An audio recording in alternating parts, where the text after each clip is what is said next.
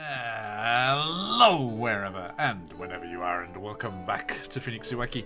Welcome back to the distant lands of Chessenta, south of the Sea of Fallen Stars, where our adventurers are fomenting rebellion against the tyrannical regime that has taken over and is running the place into the ground. Now, a massive hello to all of you lovely people over there in chat. Thank you for joining us. Thank you for Hexavalzaro for that raid right out the gate. Always a pleasure. Good to see you all. I hope you had yourselves a wonderful session as well. And a massive thank you to 2/5 of my lovely players who are here. This is going to be a very focused session on Reese and Caroline here, as you can see. Or perhaps just an RP playthrough of their passing on to the afterlife, as they're in a bit of a shaky spot. But we shall jump into that properly in just a moment. A huge thank you to all of those lovely people in those intros there for supporting the channel. Please do check out all of their stuff as it pops up from time to time in the chat over there, those Streamlabs announcements. We have discount codes for you, we have awesome bundles. Trollload Games with their Christmas message there saying thank you for a wonderful year have given 2 distinct bundles, separate bundles of goodies for you to have. One's on their website, the other's on their DriveThruRPG site, and they are different bundles, so make sure you click on both those links and grab all of those freebies. I haven't had the chance to get them yet, but I have heard from reliable sources that they are rather splendid. Hey, and there's our raiders there. Feluca Hex, thank you for coming by, it's good to see you. Welcome in, and thank you for the raid. Now, as we press on here, let us also shout out the 2 fabulous artists that we have for our character art here. The fabulous Solitine, which is the artist for Caroline's portrait there, and Sephiroth, who did Reese's portrait here. And Solitine is also responsible for the other portraits who are cycling by over beside me here. Now, as you can see, we are a big fan of D&D and play lots of campaigns and stuff, lots of fun one-shots, special guests, charity events, all sorts of fun things all the time. So do jump into the Discord or follow us on Twitter to get all of the information. Discord is where it's all released and comes out before anywhere else. Hey Mooncloud, how you doing? So please do jump in there. And all these wonderful people that support us, let us also give us another special shout outs to CZRPG and Phoenix Dice, who are sponsoring our giveaways for today. Well, I say Phoenix Dice. The prize is from Phoenix Dice, but it is part of a segment that we will be playing through the next week, which we're calling the Baron's Boon, as the fabulous Baron Dragonborn, who I believe is in chat, in thanks for a year of stories and adventures, has talked with the folks over at Phoenix Dice, and we have a set of dice to give away to one lucky winner every session up until Christmas. So another huge thank you to Baron Dragonborn for that generosity, and absolutely pleasure to have you, and it's been a pleasure to play with you this year as well. Had a couple of sessions with you. I got to roast you in an oven and attack you with werewolves. It was a good time. Not the same adventure. One was the roasting, one was the werewolves. So yes, do I see people jumping into that giveaway. Good luck, everybody. We will be giving away that set of dice and the fantastic one-shot location to drop into your campaigns from CZRPG, that is Rockfort. We are playing through one of those CZRPG one-shots in our offline game at the moment. It was a lot of fun. We're doing some playtesting for Christian over at CZRPG because we're playing this one-shot with a spelljamming crew, which it wasn't designed to be approached with a spelljammer, so we'll see how it goes. Okay, so yes, good luck everybody. Too soon, still too soon. Yes, you still the smell of those crispy burnt dwarven whiskers wafting across the Feywild. All right, my friend. I can absolutely relate. Don't worry, Baron. I can relate. Yes, you've got some catching up to do if you wanna catch up with Patch's deaths on the channel. Okay, I'm waiting for that highlight reel. It'll be a long one. So, yes, thank you everybody for jumping in. A pleasure to have you all here. Now, let us remind ourselves what is going on right now. Our adventurers, in their fermenting and clandestine revolutionary activities here in the town of Meth, down here on the Methmere Lake, came across a mysterious map from an arcane source. Very, very curious matter it was, and it seemed to depict the location of various towers, spotting around the Agnizoi Dassos, the vast forest to the north of the town.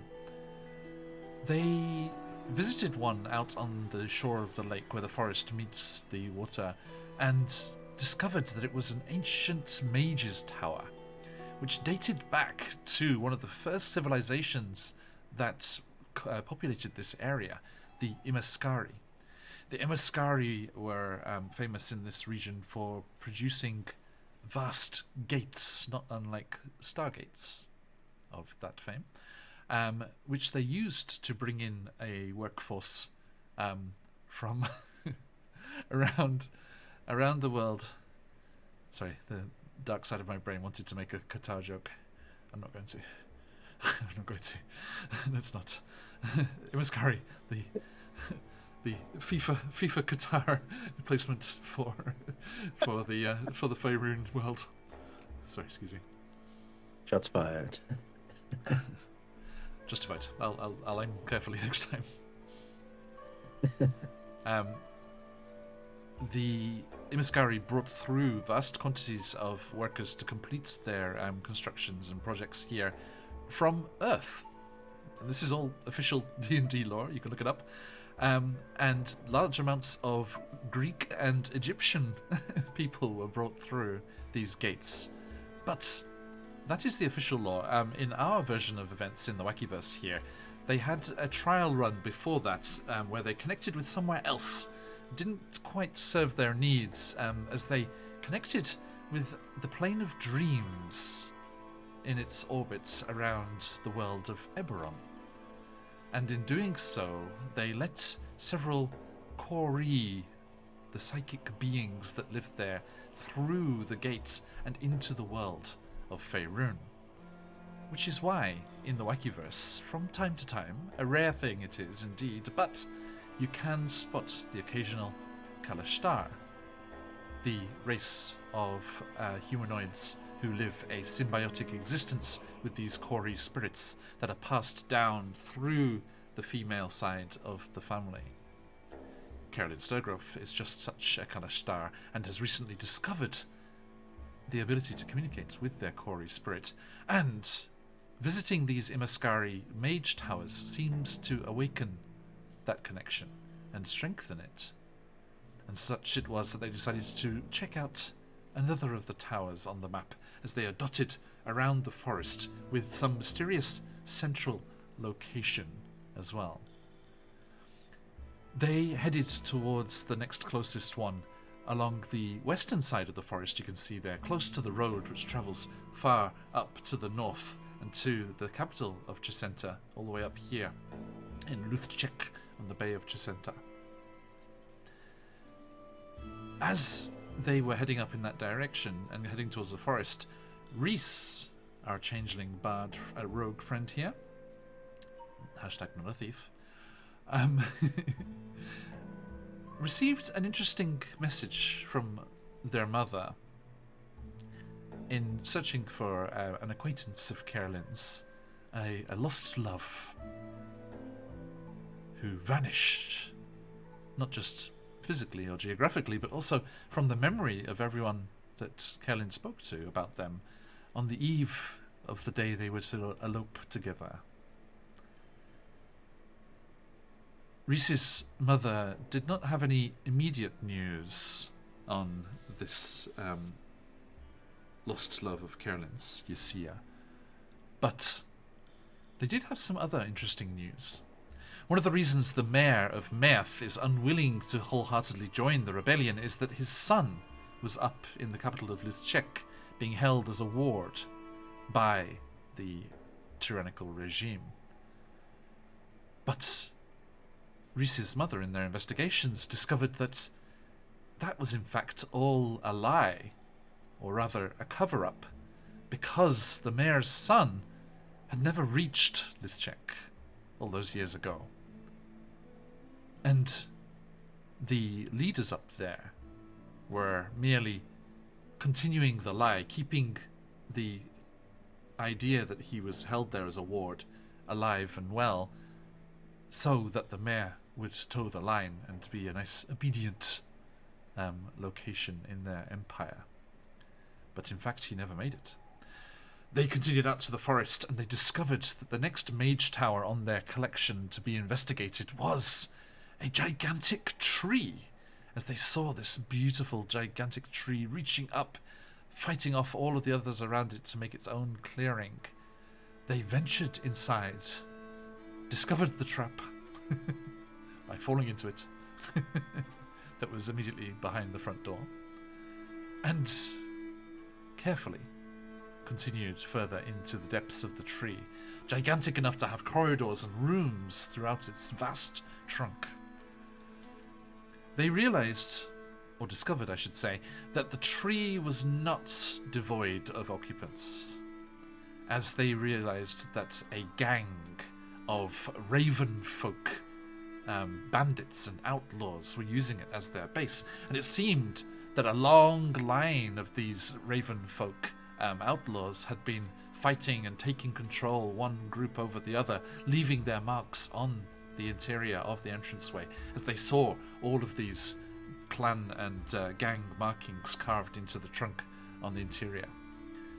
There was a pitched battle as they were ambushed by the lurking raven folk, and they were able to fight them off and trap a couple of the members in some cells, but not without great cost to themselves. Caroline is unconscious, but stable. And Reese is at 1 hit point, with no spell slots left. Scuff, how's Scuff doing? I have Scuff's sheet pulled up here. Scuff is on 11 HP, so he's doing okay. Yeah. But Just 11 HP is not very much. They're only level 3, everybody. So, you had heard from the Raven folk that there were more throughout the tree. This was a larger gang than just those that you had just encountered so far, and their boss was yet to be found. But that was where we left things last time, and where we shall return to, with Carolyn and Reese trying to decide what to do about the rest of the situation here. So, do stick with us, and I hope you can watch today's adventure as we battle once more against Chessenta's Tyranny.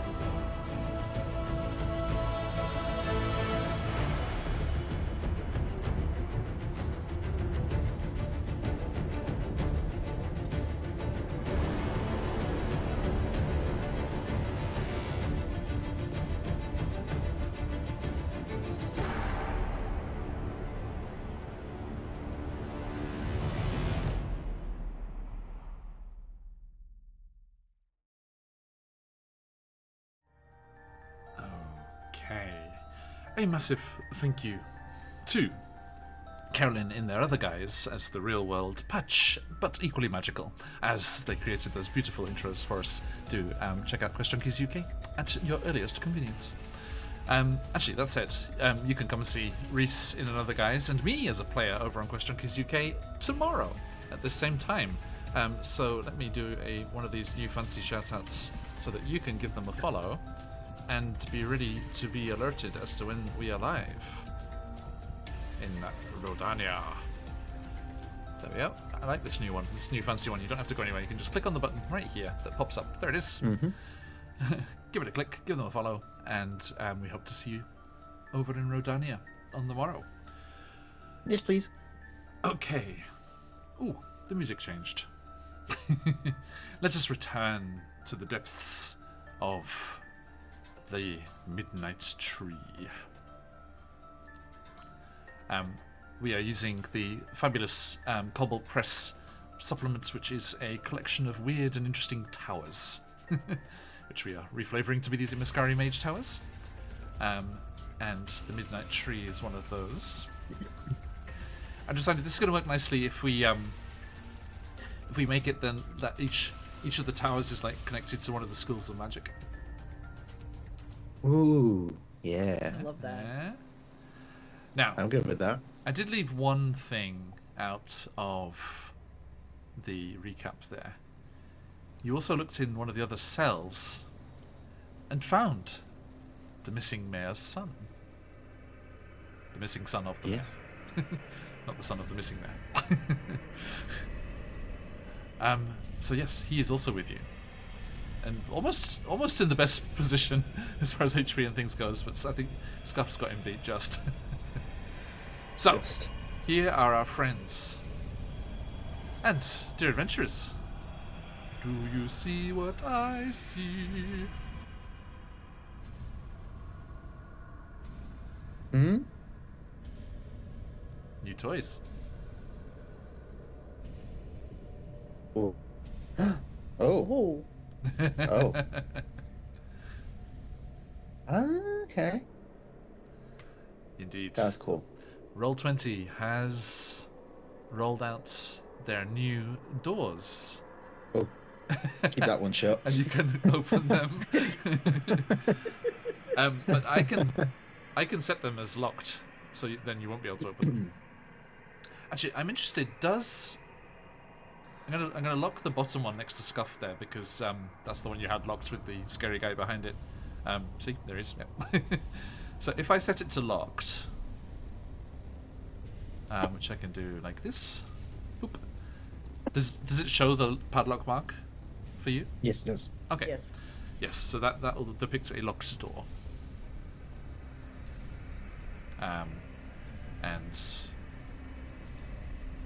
because I'm not quite sure what the players are seeing compared to what we're seeing, chat.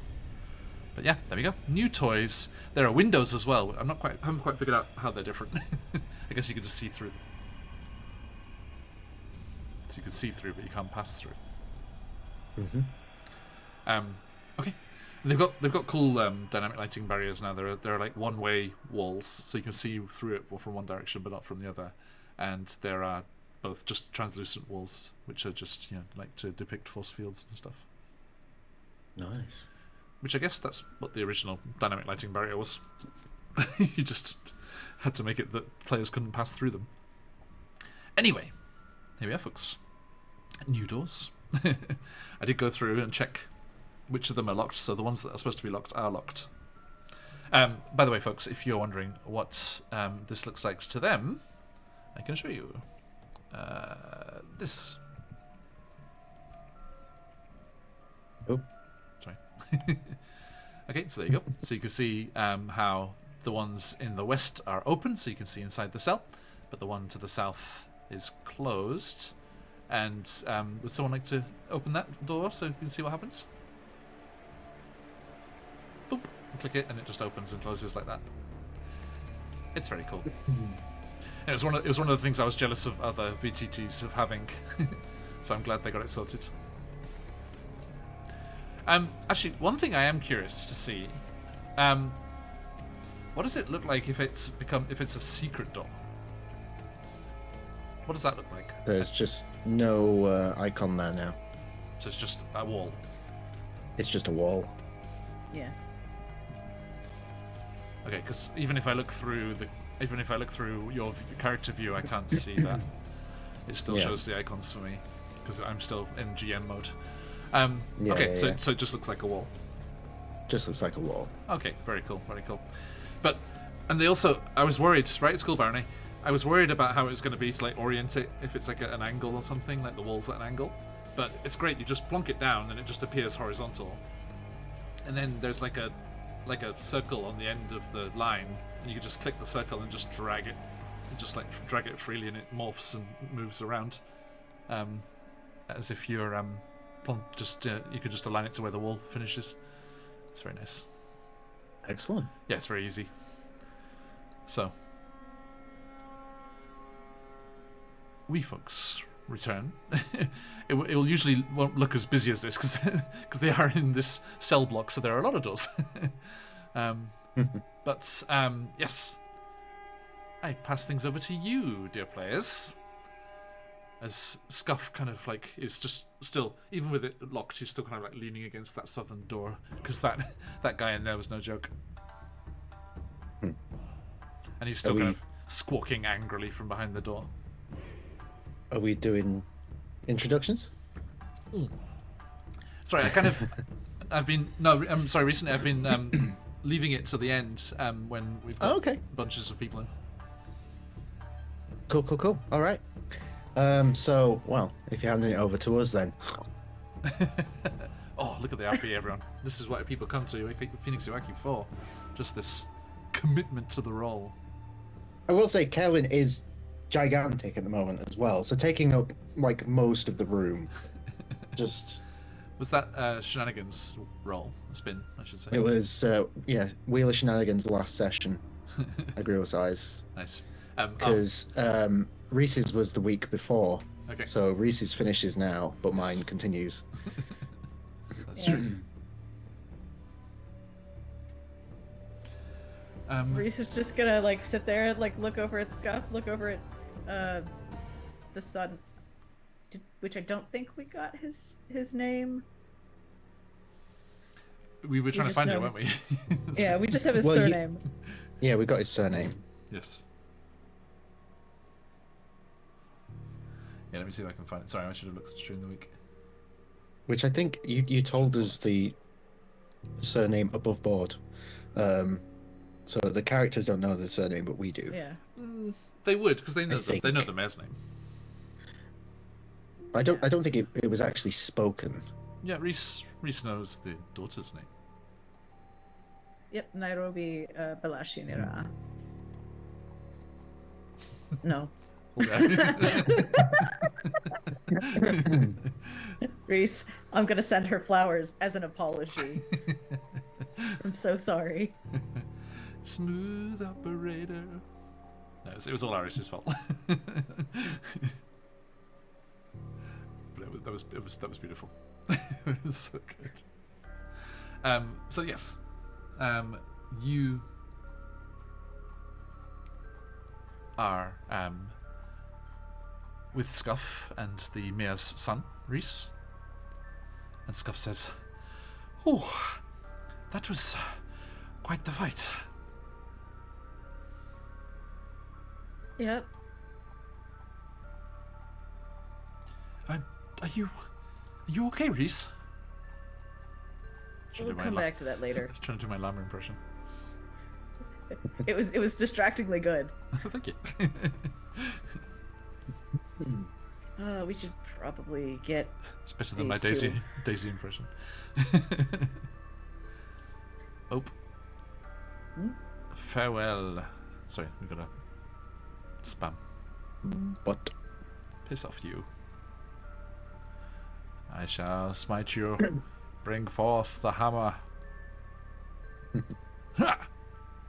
I will say, for a bit of bit of flavor while Kellen is unconscious, in her mind, she's not unconscious and the battle is continuing, but she's got this sudden surge of power and she's saving her friends with beautiful incantations flowing from her. She lifts off the ground and floats in the air, and the Imaskari runes light up, and it's all rather fantastical and wonderful. Sounds She feels great. It's not real, but she doesn't know that. Just don't wake me up. I was having a beautiful dream. And you were there, and you were there.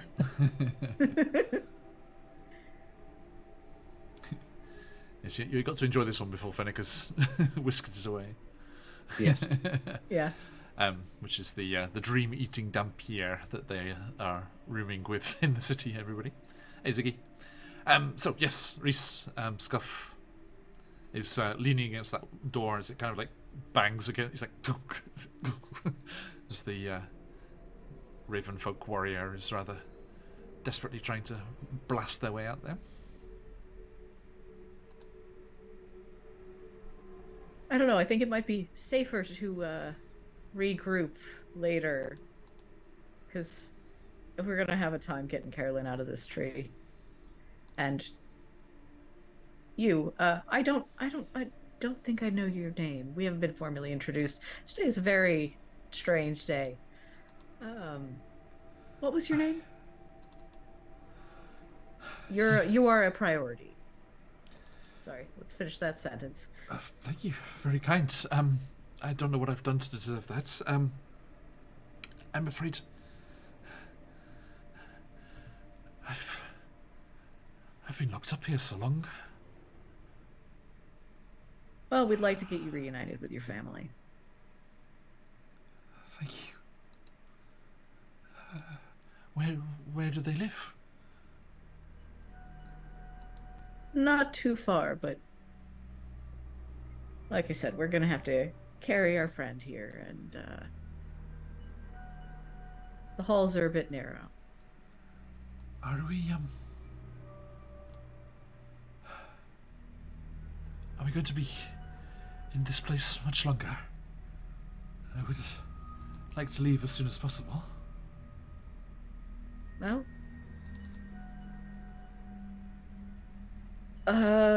so Reese is gonna kind of hold that thought and just kind of look to see if this door over here can be locked.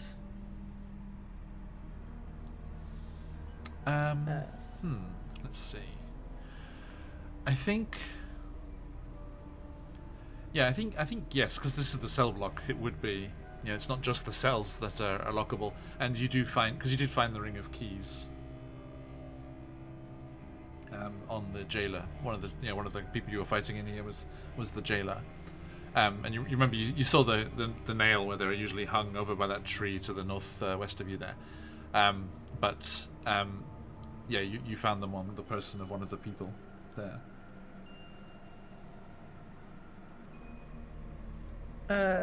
So can I go over and re-fortify the lock in the corner where Scuff is holding the door? I mean, it was locked already. Okay. So yeah, you're good. So we probably have enough time to get out, but just in case, probably a good idea to just lock the cell block door. People are coming back. We don't have a lot of time. Not enough time.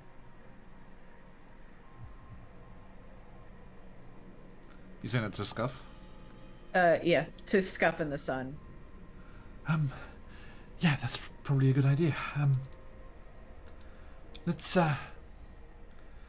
keep that one locked away. Reese is also going to lock the one behind the sun. Sure. That has the other Kenku in it. Okay. So, I mean, you have the means to unlock them, and as you see fit. So I'll leave them unlocked as doors go. Okay. Okay, let's have a look here.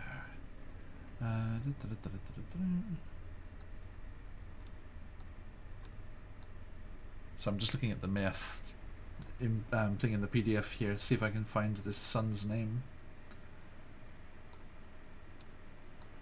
Actually, can I do find in here? Ooh, yeah, maybe I can. And what was the surname again?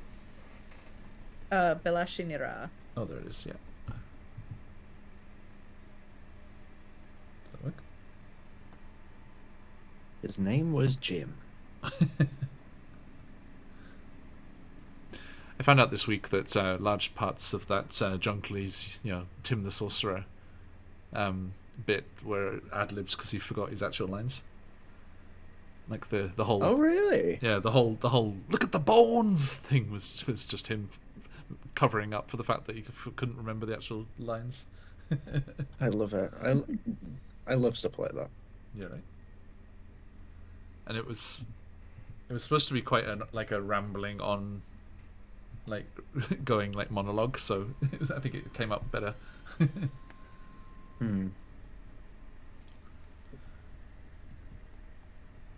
Okay, so here we go. Balashi.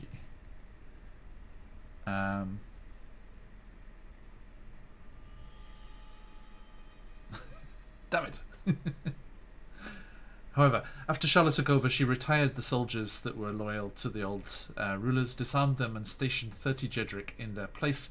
Lord Balashi Nira had one of his children taken to Luthchek as a political hostage. It's like, no! So what it means is you can name the son yourself. Yeah. Jim. Yep. Okay. That's hilarious. Let's have a look here. Over here. Reese, my friend, could you please give me a D10?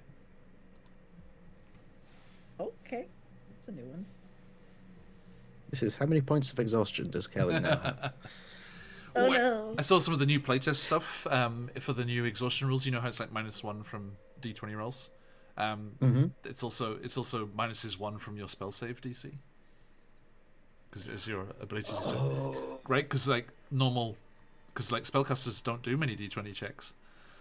Yeah. So it's just a that's way of cool. right. So just Genuinely. easier to save against your magic because you get exhausted and can't cast it as well. As a player, I hate it. As a DM, I love it. Yeah, that's pretty great. So sorry, how'd you go, Reese? That's a 9. 9. Okay. He is Hermes. Hermes Barashi Nira. Which is spelt. Thank with you. me. What was it? Just ERMIS. Thank you. Well, it is a pleasure to meet you, Hermes.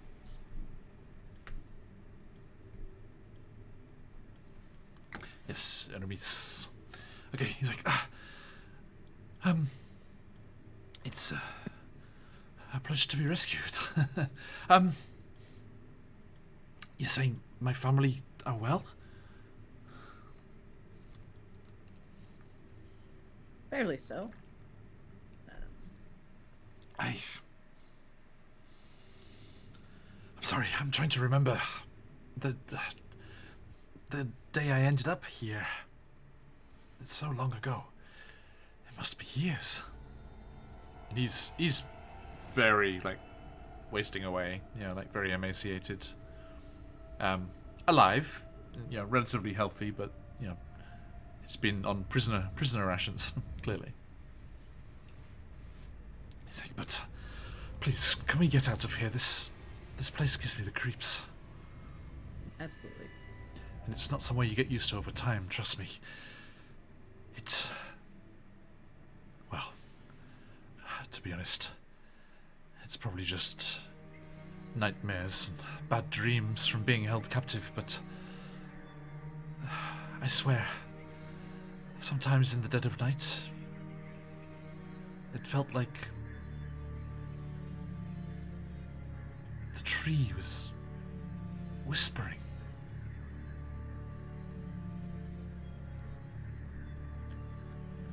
And Well, it's certainly doing something. those nights that I heard the whispers, I woke up with... He just holds his hands up in front of his face. I woke up with bloodied fingers, having scratched the walls.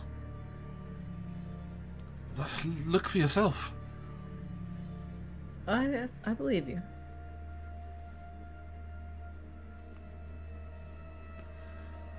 I don't know the meaning of the markings. Well, the one who does is sleeping, and we need to get her out of the tree, you out of the tree, and, well, all of us out of the tree. Preferably into someplace safer. Scuff, out of curiosity, by the way, at this point, he's like bundled up his cloak and like put it under Carolyn's head.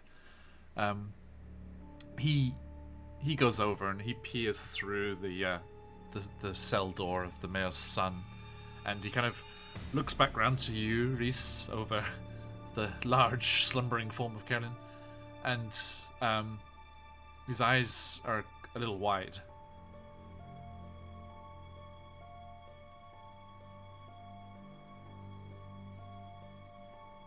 What do you see? Have a look for yourself. Okay. Can Reese see that far?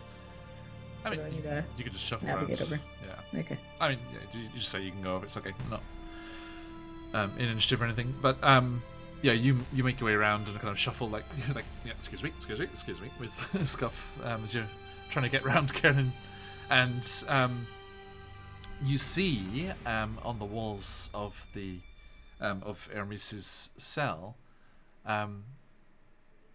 he has clawed markings in the walls, and whilst they're very crude and only what you can do as you're with your own bare hands and fingernails on the wood, they are similar in design and shape to the runes that appeared on Kellen's face and that you saw in the other tower. They are Imiskari writing. Reese is going to copy it down in like his notebook. Takes a moment, but we have time. So, Question: yes, mate. Would Inky be conscious right now? I don't think so. Mm. Yeah, I think they're kind of psychically linked with you, and would be in a kind of a dormant state. Cool. Just wondered. Just a faint rustle of the pages as it snores a little. Yeah. I love that snoring that. book. Yeah. It's a little like bookmark ribbon that's just like. It's like, are you sticking your tongue out at me? Mm-hmm. So, Reese, is there anything you would like to ask Hermes, or are we just going to skip to the end of the rest? Okay, so we are resting in here. Up to you. If you wish to, you may. Scuff thinks it's defensible.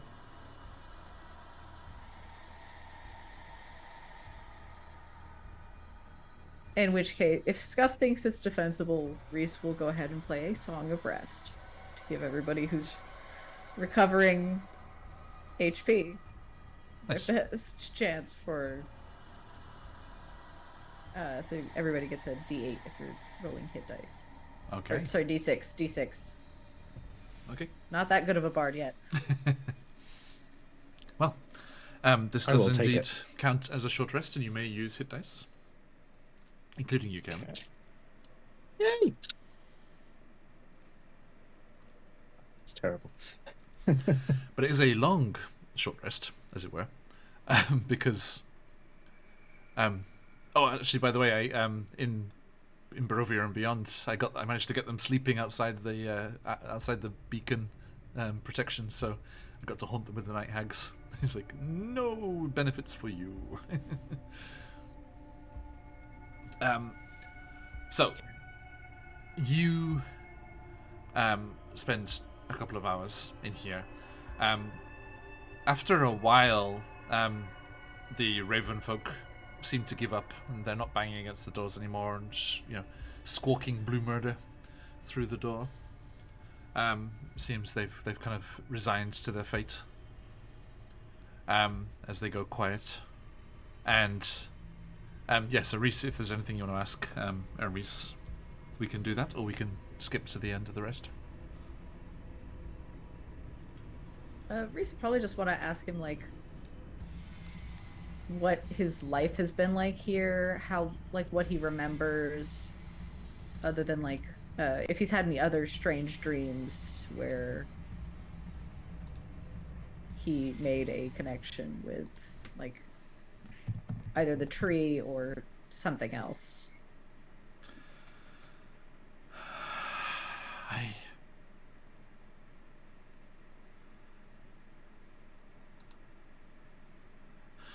cannot say. There were several times when there was an awful uproar and a bit of a riot going on as the place apparently, if I'm correct, changed hands. This group of raven folk were not the original ones who took me on the road.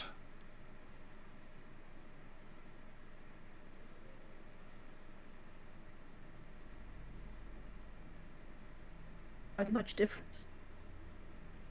Sorry, in terms of, are they much different than the ones, like their mannerisms? Yes. The group in power has changed a couple of times, and certainly some of them were more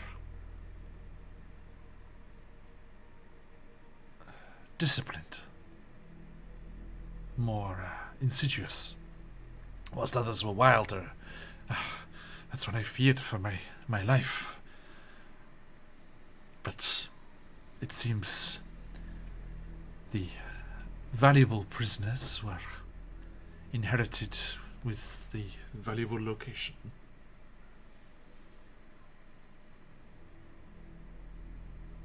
There were others taken from my group. Guards.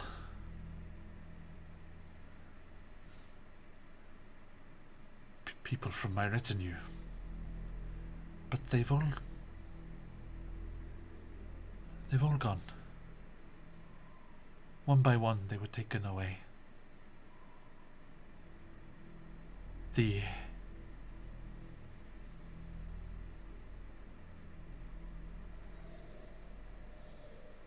Pardon, Baron? In chat, Baron says stream's down, but it's not saying anything's the problem on my end. Looks fine on my end. Okay.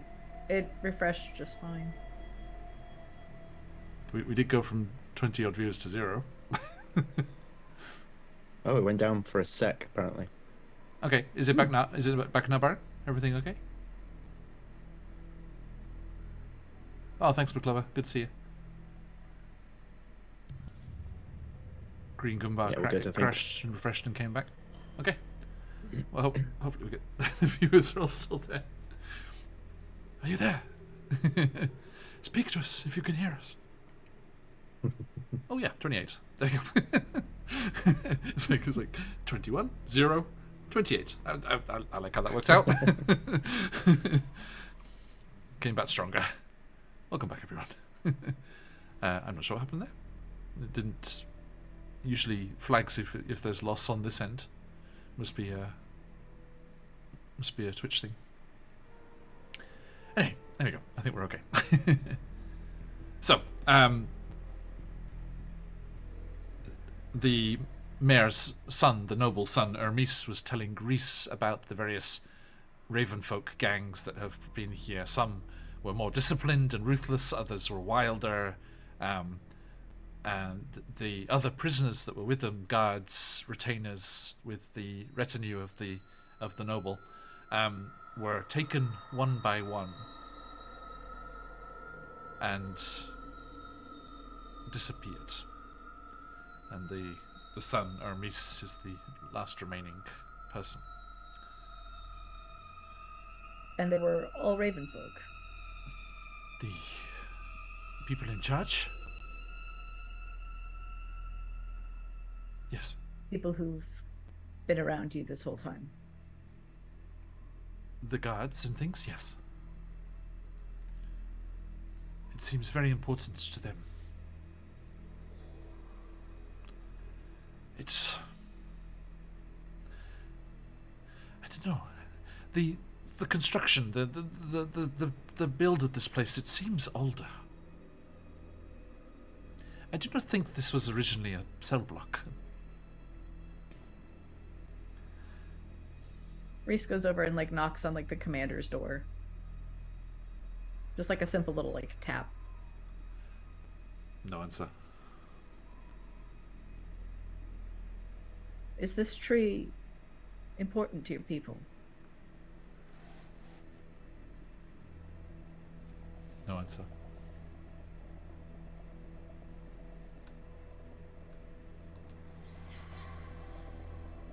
All right, well, we just came here for him.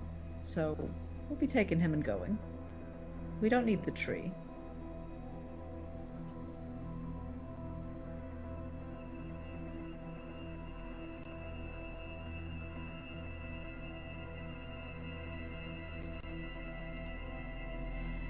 For a split second, you see a stir in life of Carolyn as she turns over.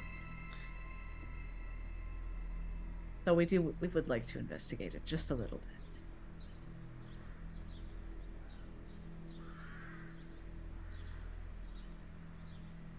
No response. Reese just goes and sits back down. Like, okay.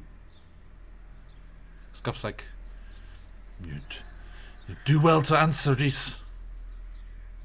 Speak when you are spoken to. I tried. Does he use his cane of authority? Oh, I was gonna say. Rory's rod. There. Rowdy's club, sorry. You know, why not? Yes. He has a magical item, everyone, which is a magical club, which is can be used by interrogators to be a bit more threatening. While wielding the club, you can use an action to tap it against your open palm, the side of your leg, or a surface within reach, and you have intimidation advantage. So I'm going to roll an intimidation check with advantage. It's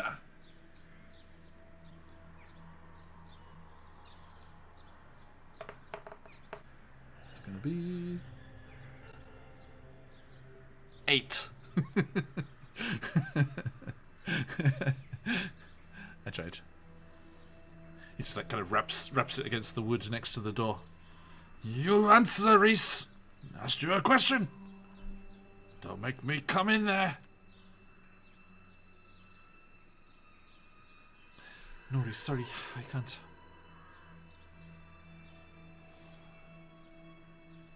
We tried. We tried. Carolyn, you may come too. Oh, Carolyn, are you okay? I was having the nicest dream. Wait. She takes in her surroundings. Okay, how much of that was a dream, exactly?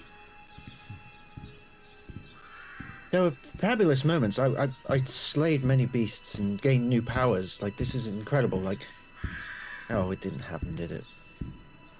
Did I die again? What happened? Well, clearly you woke up, so not dead. Here, will you translate these for me? I can certainly try. He offers the notebook. You can. Make go, Carolyn. Well, Karen, had you seen Hermes before you went unconscious? Yes, because I was the one who opened the cell door. I Oh, that's used right. Okay. catapult to do so. We had a brief interaction. Okay, so yeah, you see him, and he's like, "Are you some sort of giant kin?" Not always, darling. I don't particularly know why this sort of happened, but well, don't know. People like big ladies.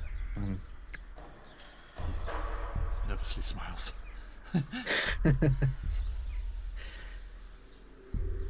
Right, I have some catching up to do. This is Imascari.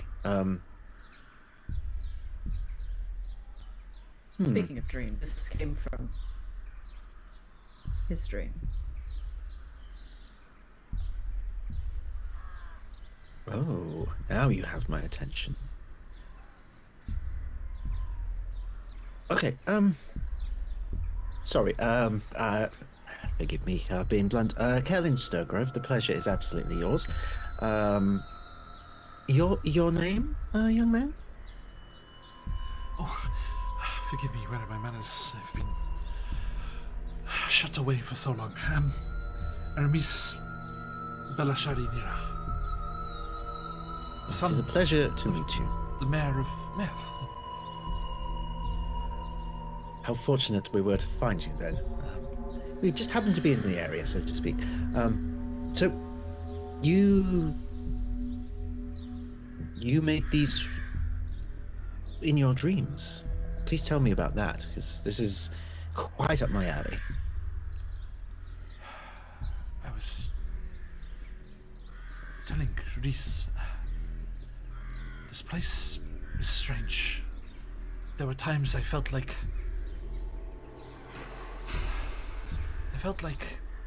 the tree was speaking to me.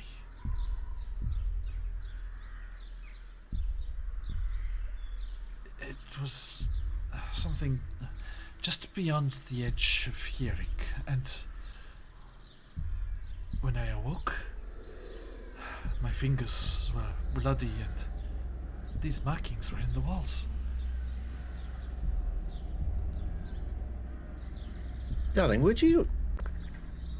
I'm going to ask for your consent to try something. It will not cause you any pain or discomfort.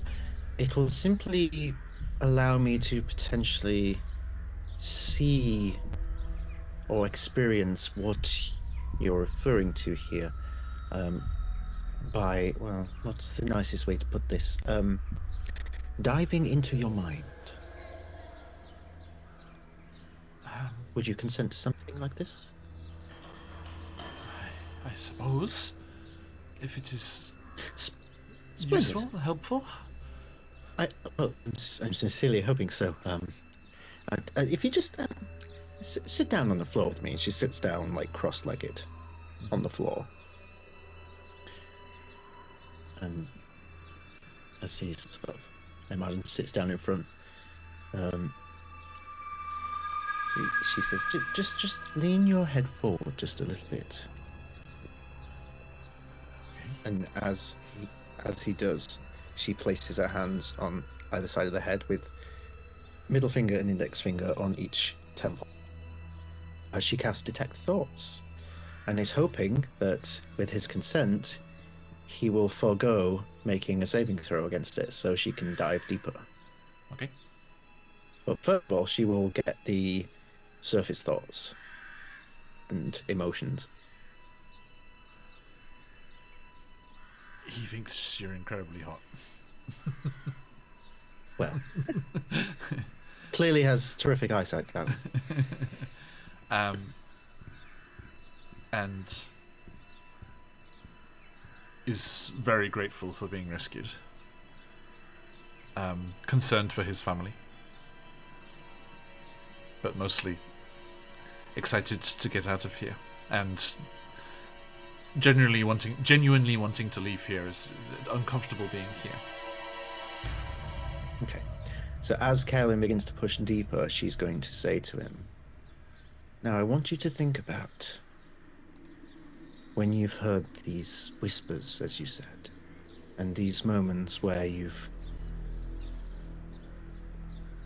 you found these strange things about this tree, these experiences. I want you to think about them. And hopefully I will see what you've seen, maybe experience what you've experienced. It might work, it might not, but we'll see. I can try. It didn't mean anything to me.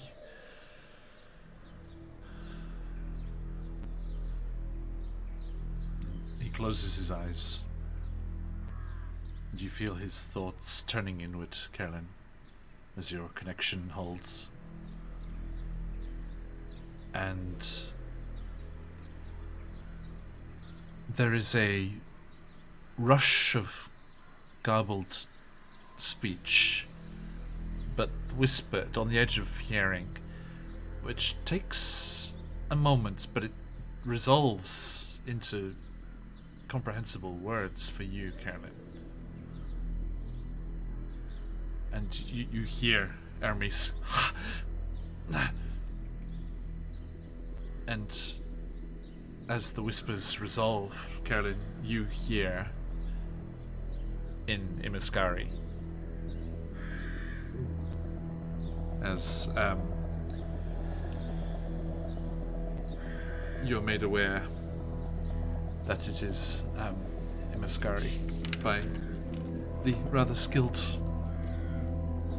person of that knowledge, as Ashtai knows. And the stream of language resolves itself, and you hear feed sustenance. We must grow. We must spread. We are too few.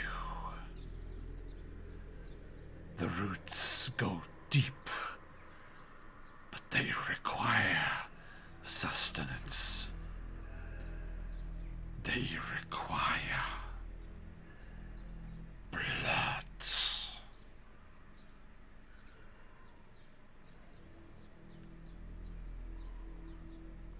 And Reese, as this is happening and you're kind of watching on, you see, much as before, whirls and geometric patterns of Imaskari runic symbols appearing on Carolyn's flesh. But this time, blood red.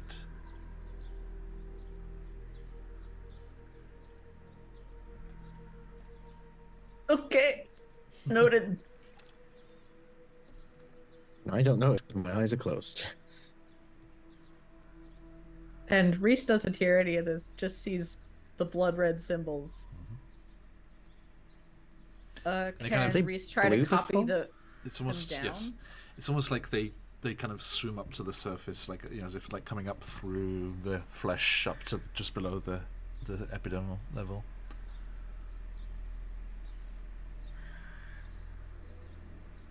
Are the symbols identical to the ones that he had already written down, or are they new, different?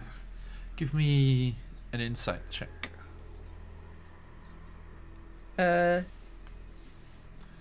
Let's just see if I can catch Feluca lurking 26. here.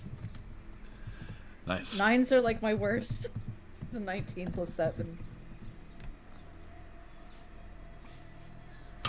Nat 20 on the perception. Feluca, you cannot lurk. I see you. You. How very much dare. You see that, yes, there are subtle differences, but the majority of the markings are the same. Okay. The ones that are different, Reese will copy down. Sure. And Just could you gonna just watch. clarify? You commented on me understanding the mascara because of Ashtai. Yes. Does that mean I now know Imaskari? Or Through this medium of this psychic connection, yes. okay. But I don't know it in general. I would have to study it to. Yeah. Take it Okay, easy. cool. Take Thank you it. for the clarification. Take it easy, Neo. I know kung fu. You gotta just go plugging your detect thoughts into people and learning everything they know. It's like, I mean, why not? I have all your skill proficiencies. Okay. So, as I end the spell and I open my eyes, do I see the runes or do they fade before I think- see them? You catch them as they're beginning to fade, because they are on your arms as well, where you're connecting with Hermes. And you actually see them on Hermes' skin as well. Around your fingertips. Oh. This is the first time she's seen them. She's not seen them before. She's just heard about them. Okay, that's alarming. Not for you, darling. For me. You're fine. Don't worry. He says, What's happened? Because just he's like, oh, just, you have tattoos. yes, darling. That's precisely it. Yes. Sometimes you go out, you have a drink, and then you get so drunk you can't remember, and then you wake up and you've got a new tattoo, and you're like, oh gods, why did I get this? Oh no, that's. Oh, but I mean, doesn't look like you're going to have to regret it. They're going. And he looks down, and your arms are clearing, and they are, as the connection is severed, they do retreat back once more. It's like, oh, is it part of the magic? Yes, of course. There's so much you can do with magic, darling. Believe me. Okay, that was very I remember useful. I remember before Charlotte took over, we used to have the magicians come to the games at Meth. Oh, it was so wonderful. I would have loved to have seen that, but never say never, darling. We'll catch you up once we get back to Meth. Okay. I'll stand up and I'll turn to Scuff. Reese and Scuff. Scuff says, "This is a problem for later, but we're going to have to be very careful getting him into the town. The Jedricks would surely recognize him, although I suppose it's been years, maybe not." Sewers? But where do they connect to the outside? I think we saw one on the far side of the city, right on the opposite to us. Perhaps if we could employ the services of one of the small fishing boats. Oh, no. They're all gone. Too soon. Scuff doesn't say that. I mean, I can change my face, give him my cloak, and we can get him inside the city that way. Just gotta be careful. I mean, With the age difference, get it's me some probably enough. fabrics. Get me some fabrics and I'll whip up a disguise for him in no time. I hope his father recognizes him. There's only one way to find out. There's so much to see in this place.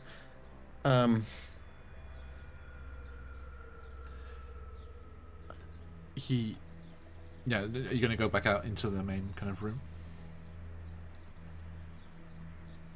Well, what's the plan? Fight or flight? Or both? For fire flight? I don't know. Scuff kind of points at the locked doors. What do we do with these two? Oh, are they've- those survivors? Where's that? There was like a one that was giving orders. He had a spear with those Imaskari markings on it. Points at like the cell door. I will go over and I will bash my hand on the door. Okay.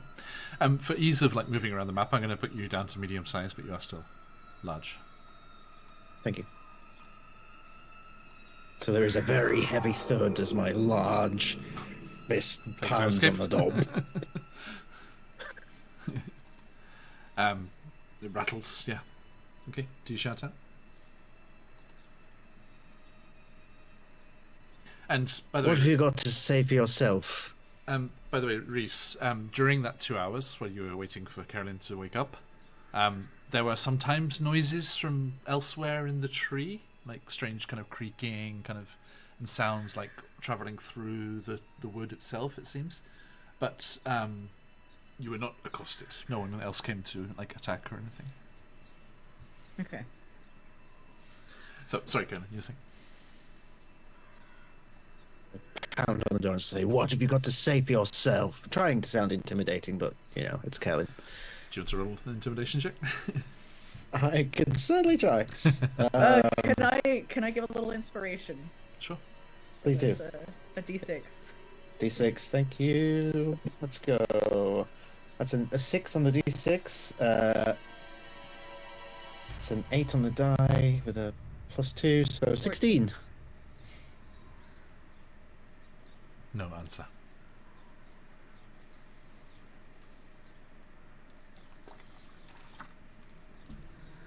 Okay. I see how it The is. same for us. You just want to protect your people, don't you? And, these lands. But I don't know if you noticed, my feathery darling, but I am an arcanist. And this lovely tree of yours that you want to protect so dearly, be a real shame if it were to, I don't know, set ablaze. And I'll use prestidigitation to have a really strong smell of smoke emanate around the door. Okay. The tree doesn't react. Remember, it almost caught Scuff in a big deluge of sap as it tried to put out some fire that happened. But there's no real fire, so nothing happens as far as the tree's concerned. But that strong smell of smoke does, and Ermis is nodding. He's like, oh yeah, good idea. But it doesn't seem to panic the Raven folk. There's no reaction. The ravens you can hear are outside, beyond. There were a bunch of them in the branches. And Ermis tells you they actually had some giant ravens as well that they used to ride. I think we saw one, didn't we? Yeah. When we arrived, yeah. Yeah, that's right, yeah.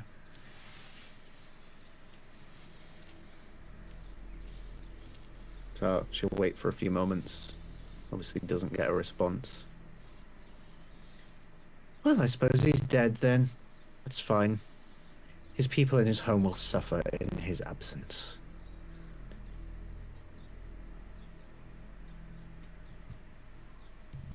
And I'll step away from the door. Okay.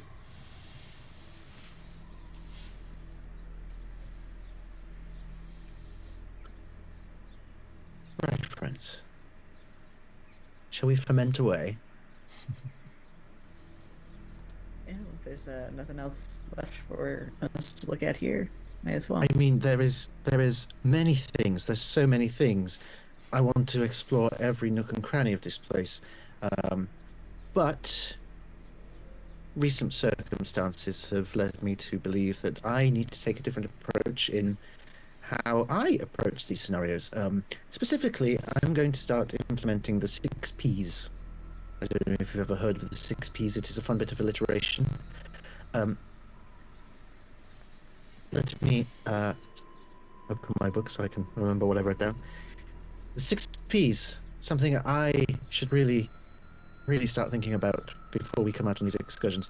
Prior planning prevents piss-poor performance. I think that might keep me alive. So, let's Couldn't agree more. let's do some prior planning, I think. So let me just check one thing. Baron or anyone in chat, how's the audio for you? Because sorry, I'm getting some breakup on my end from your audio on Zoom. Is it mine? Both of you, and it's in other streams as well. I'm just wondering if that goes out on the stream or whether it's just. I've noticed on some of my streams that my audio breaks up at times. Okay. Same for Brown. But I can't seem to source out why. Yeah. It's all of these It could be on Twitch's end. It's all the bloody updates, isn't it, to Windows recently? It's like, let us do these things to improve your system's performance by adding shit that you don't need and slowing it down. So that in a while you'll be forced to buy a new computer. There's also like a leaf blower going right outside my window. It doesn't come through. It's okay. Okay. Thanks for clever. Okay, good. It's coming through okay. It's not all the time, but just yeah, sometimes. Every now and again. Sometimes it pops up on my screen. It's like performance issues. Close some things to increase the performance. It's like I have less open than I do some on other streams. I was like, I don't know how I ever ran 2 instances of Roll20 like I used to. Yeah, that's a lot. Anyway, so yeah, Kaelin will we'll talk about her 6 Ps and then cheers everyone. So yes, I recognise that we should probably leave. We are not full strength, and while I would like to definitely return and explore this further, I think we need the others with us because didn't we do this once before? This is not the first time this has happened to us, and it was the other tower. Having a bit of a repeat performance. Yes, again, prior planning prevents piss poor performance. These towers will I be think the we need death our. of you. I mean, they have been exclusively the death of me so far. Oh no, just almost. Just the KO of you. Yes, so I mean, I do feel better, but I'm aware I'm a bit delicate, and maybe we should leave and return. Sounds like a good plan. Besides, we have priorities. Gesturing at Hermes. No, yes, we certainly do. Yes, I like. suppose I can. I like how you say it, Reese. It sounds like Aramis. He's like all for one. I don't know why it's just coming out with that accent specifically. It's good. It's good. I like it. But do promise me we can come back because there's so much here, and I need to understand this Muscari stuff, and there might be ancient texts here, and maybe even incantations to research. And I mean, considering the tree's natural defenses, I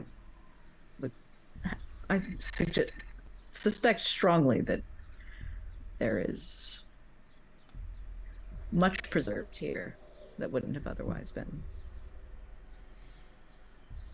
I think Helen will be like, before we decide to leave, she'll look up like at the roof and sort of gesturing to the tree itself. I don't know. She pauses for a second and thinks, hang on, you're about to try and communicate to this tree. Remember what happened last time you tried to communicate to a big, powerful entity? Be polite. Is what goes through her mind, and she just looks up at the tree and says,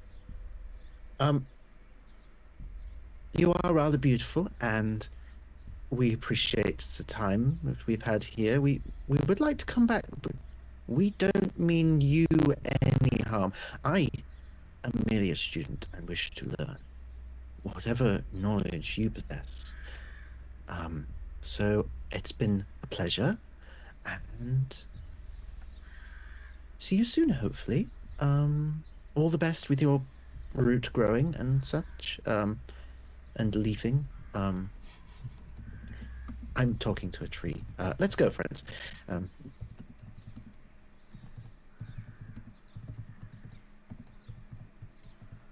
Okay.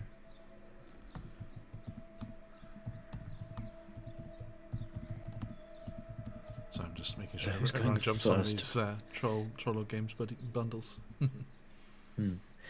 Who's going first? Because I don't think that should be me. I'll take the first. Scuff's like, no, it's okay, I will. Okay, but just remember go. there's a hole in the floor. Yes. You should remember it because you fell in it. And as you turn to leave and head towards the doorway out into the central chamber,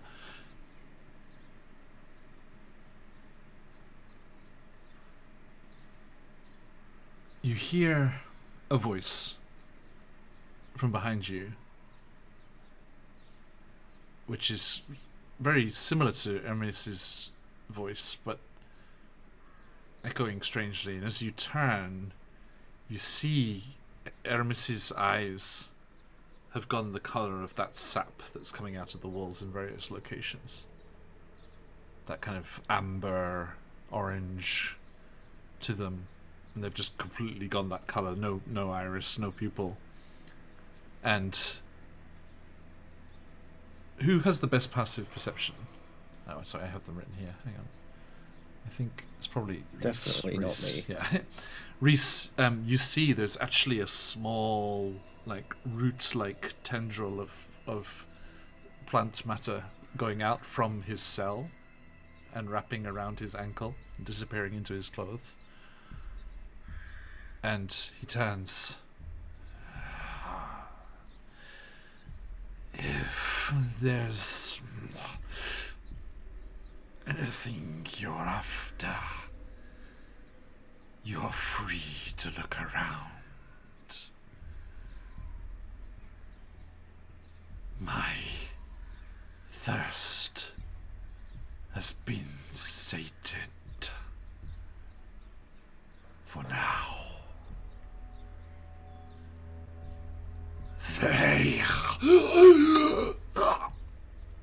They are all dead.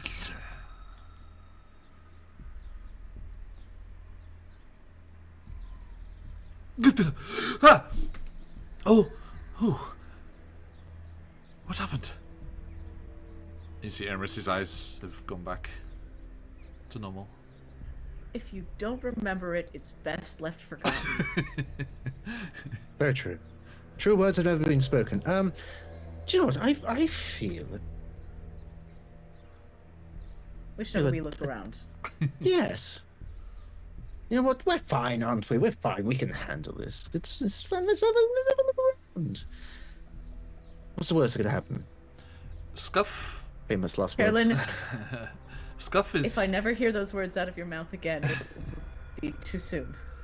Scuff seems to be curious as to what's the worst could happen. As he goes to the south there, he turns like, "Did you hear him?" He said. Mm-hmm.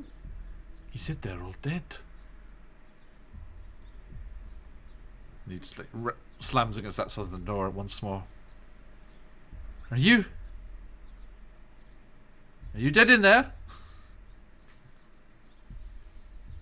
Reese He's not hides going the to reply keys. to you if he is, darling. He tentatively undoes. I'm going to use prestidigitation to just have a voice coming from the door going, It's not that complex a spell. there there are, has thaumaturgy in it. Damn. Yeah. or some illusion spells. Damn it. I think about doing it. And he gingerly reaches forward and undoes the lock and opens the door.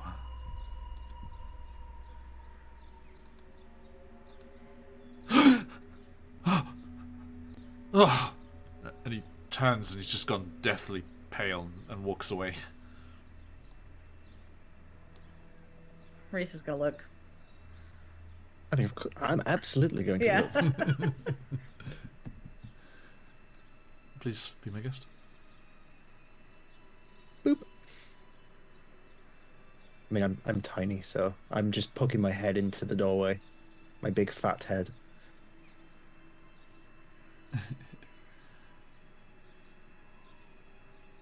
And as you can see, as you peer into the back of the cell in the dim lights of the room,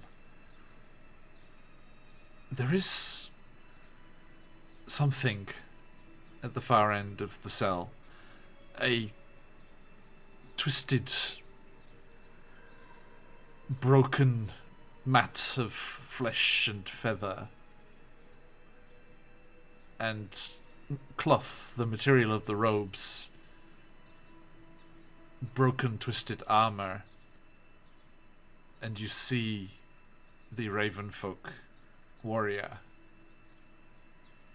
half submerged into the wood of the tree, as you can see on the map there, they're half through the wall, and the parts of their body that you can see emerging from their clothes and from their armor are desiccated. Drunk dry.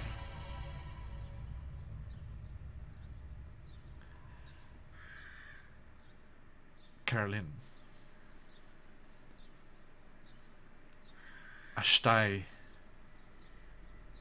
whispers a voice in your mind. A single name, which we'll see if Carolyn knows, but Ashtai certainly knows it. And you hear them quite nervous, it seems.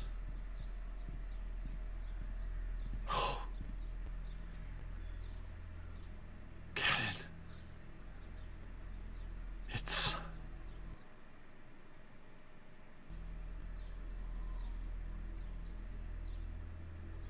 Gulthias. And can you roll me a history check, please? Certainly can. Oh, here's my history modifier. Oh, I get advantage. Even better. On, I think, is it certain things, not everything? Can you click on it? It'll tell you if it's just some things. It's the Kalistar thing you gave me. Showing knowledge of your Kalistar ancestors, you have advantage on all history checks. There you go.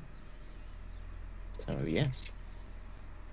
I think we'll qualify that to say if it's something Ashtai would know. Okay. Yeah, that makes sense. Okay, so that's 15. 15. Okay, that is enough. As Ashtai mentions that name, Gulthias, you have heard that name. It was mentioned in a rather sinister and uncomfortable book talking about necromantic arts. Gulthias was a ancient and powerful vampire lord, but was destroyed. Thank you, Reese. Perfect reaction. If I made YouTube shorts or TikToks, that would be in there. Just zoomed up.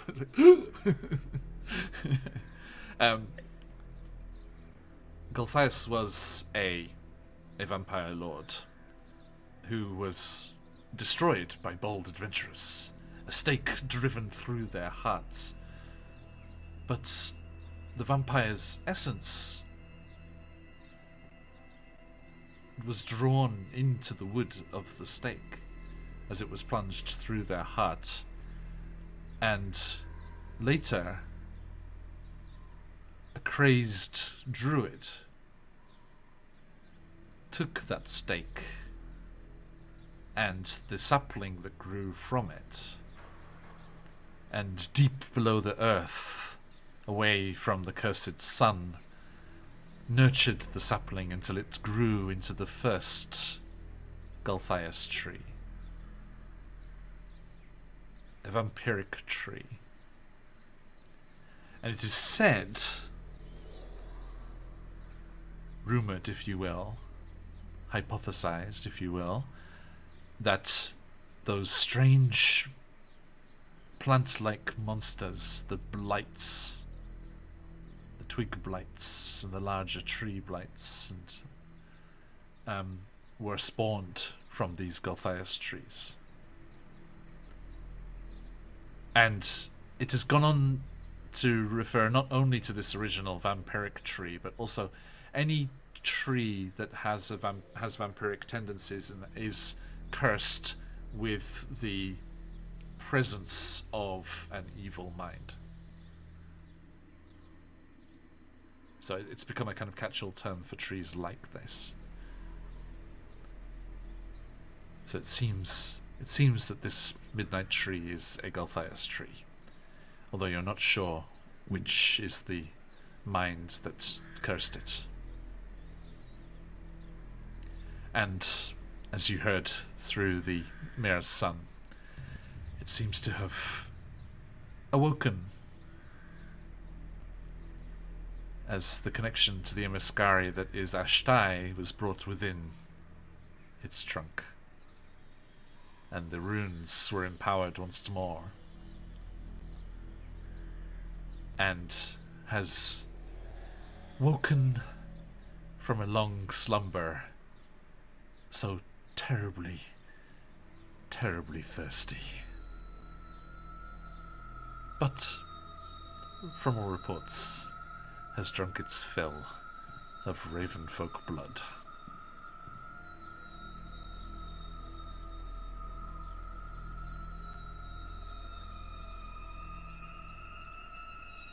I think I realise what we're dealing with here. So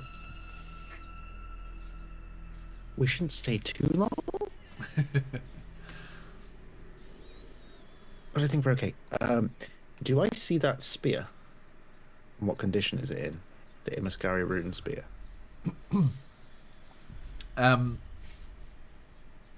Reese, Scuff, what happened with it? The Kenku Ravenfolk that we're looking at was the one wielding it. Yeah. In the battle. Yeah, I was saying, what happened to it once you defeated him? Was he was locked in there with it, was he? He was locked in there. Okay. We didn't actually beat him yet, so he was still wielding it. In which case, it's just lying on the floor of the cell. Is it looking good condition? Decent enough. Well, this might be useful. Thanks for the follow, Hinano the Wig. I'll take it. On the off chance your name Hinano is indicative of something in particular. Followしてくれてありがとうございます. So I'll take the spear and I'll put it in my bag of holding for now. Okay. I can figure out what this is later. Mary Poppins, that shit. Oh yeah.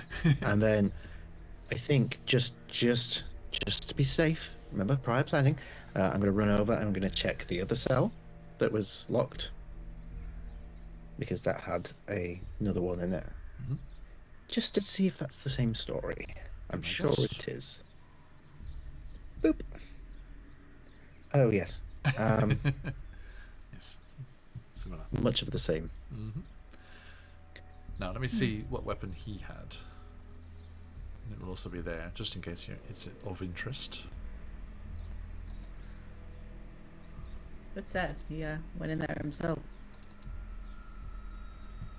He also, as that door opened, there was another one there, which I immediately melted. So when he was in there, while he was alive, the melted form of his no doubt friend and companion was there. Yikes. So, yikes. Yeah, sorry about that. Yeah, he had a long bow and a rapier.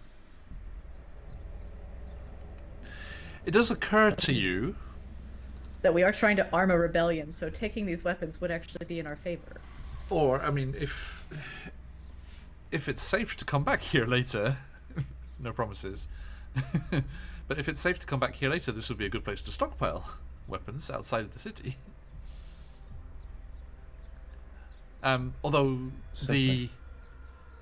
somewhere out here, lurking in the forest, are the folks from the Street of Grocers.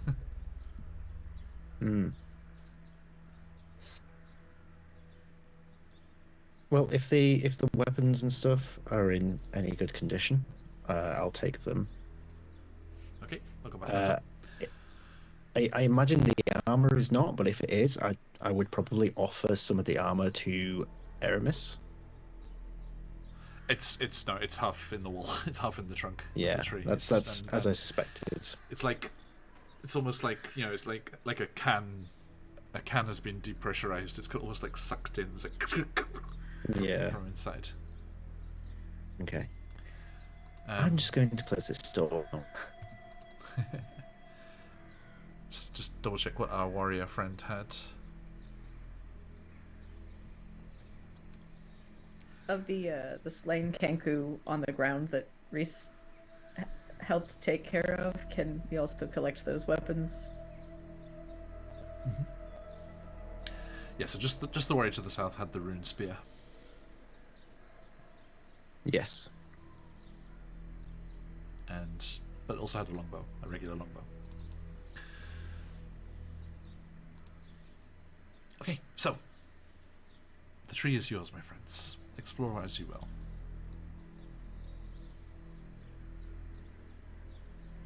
So I'm just updating my notes. Yes, let's. Scuff, do you want to lead the way? And yes, avoid any traps, darling. No sap for you. You've had your fill today. I won't move the Scuff's token around, but he is in the lead wherever you go. Okay. So there is, as you come back out into that main room there was another door to the east and a tunnel leading up inside the trunk of the tree to the northeast, and then there was the one that curled down that was like out between the two fire beetle lanterns. Well, after seeing those, the Raven folk get kind of decimated into the tree, Reese no longer wants to go deeper into the tree. The roots. I'm gonna go up. Yes, I think that's probably the wise decision. Oh, there we go. I couldn't get through the door then. Scuffy, we're blocking the way. Remember, I'm big now. I've got to squeeze through. Just flexes. Sorry, my lady. So yeah, Reese says the door there. I just sort of open. It's cute. This little door just says boop. I like how the icon opens up there. So yeah, as you kind of peer into there, Reese, this room is a clutter of crates, barrels, and sacks. Things appear to have been simply been set down wherever there was available space to do so. It's unlit in there, so it's quite dark. I'll bring up my dancing lights. Okay. You going to search through what's there? Perception? Investigation? Any traps?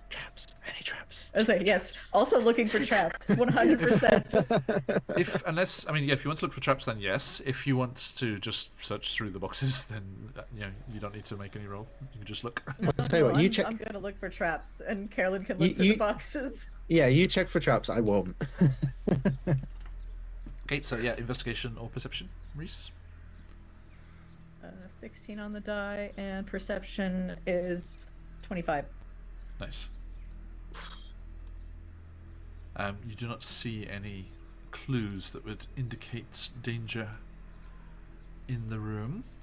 And as you and Caroline search through, you find several casks of cheap wine, boxes of preserved foodstuffs, a crate of iron nails, several sacks of barley, 3 sacks of wool, a bag of horseshoes, and a canvas sack filled with goose down, and a spare wagon wheel, which at the hub in the center of the wheel has the Barashi Nira coat of arms. So it seems this was taken from the son's wagon. How much will that bag hold? Just out of curiosity. Carolyn's. I believe. Where is it? Where is it? Where is it? Your blacksmith friend would like those horseshoes, probably. Maximum capacity is £500.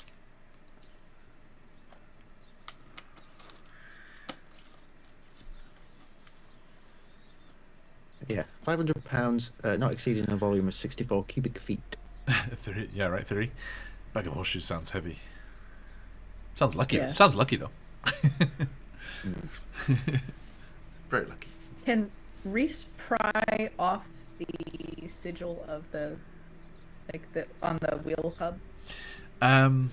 No, sorry, no, because the spokes come in and there's like a circular piece of wood in the center, and then it's painted on the wood. And you could Okay. you could destroy the wheel and take out that central piece. Because what Reese was thinking is, okay, this is proof that the son is who he says he is. So he was gonna kind of just carve it out and give it to Aramis for essentially hey, this is for your dad to know that you are who you say you are.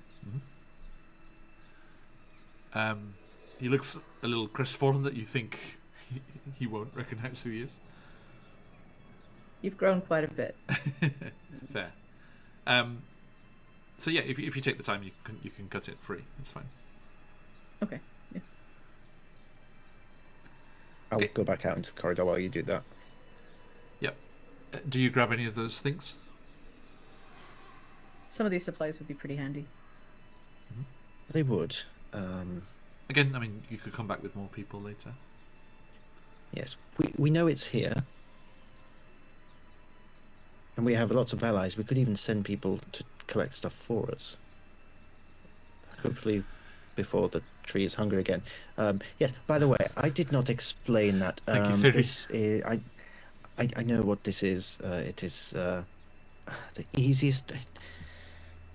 I didn't really need to Matthias. know what it was, just that I saw what happened to the bodies, and that was enough for me. Yes, there is a long and lore-filled explanation for it. But basically, don't spend too much time touching the walls or anything. Which I assume you already knew, but It sounds like, Kellen, you would probably assume from the way that Aramis described it, it sounds like his companions were fed to the tree. And I think... Reese had kind of put that together when they didn't come back. Yeah. And I think this was said last time. I think it was mentioned last time that the runes of the spear needed to be recharged at the pool down in the roots. I think, yeah. Right? I think And that was monologue. I think that was mentioned. Yeah, just Reese had put together there was some sort of ritual sacrifice going on. Yes. So I just had a terrible idea. Not for right now, but for fermentation. Okay. Oh no. You're gonna bring people to interrogate them here and say, "Oh, feed you to the tree, speak." I'm gonna privately message Reese about this. Oh wow. Oh. You can use Oh, Zoom. yeah. You can use Zoom chat if you like. I don't look at it. It's all right. I got it on here. I'm intrigued. Yes, Kellen will stand outside and wait for Reese to be done with that. Okay. So yeah, you cut that free, and you have that, or you give it to Aramis. Yeah. He kind of uses it as a little. What are those little shields called? Like just little mini shields. Buckler. Yeah, like a buckler. A buckler shield. I love them. It's a little family buckler. Hey, Theory did some research for us here. The average horseshoe weighs 2 pounds 10 ounces. Poor horses. Fair. Okay. So yeah. Up or down? Or out? Up. I think up. Uppies. Okay. Just do uppies until two hungry-looking branches start reaching for you. Where do you appear? Oh, okay. So hold still for a moment. Who's after Scuff? Reese. Reese is looking for traps the whole way up. Over Scuff's shoulder. We have learned. I mean, I thought that's what you meant when Scuff was going first. You know, looking for traps with Scuff. Okay, so you are over here. Boop. By the way, folks back home, enjoy the side view. It's a big old tree. So yeah, you basically Like big trees. and I cannot lie. You sorry. Do I need to reroll for looking for traps? Absolutely, yeah. That was a whole other level of the tree. Sweet. Okay. Slightly worse. 18 plus 9. Oh, it's 27. I will let you know. Immediately nothing, I believe. Hey, JR, how you doing?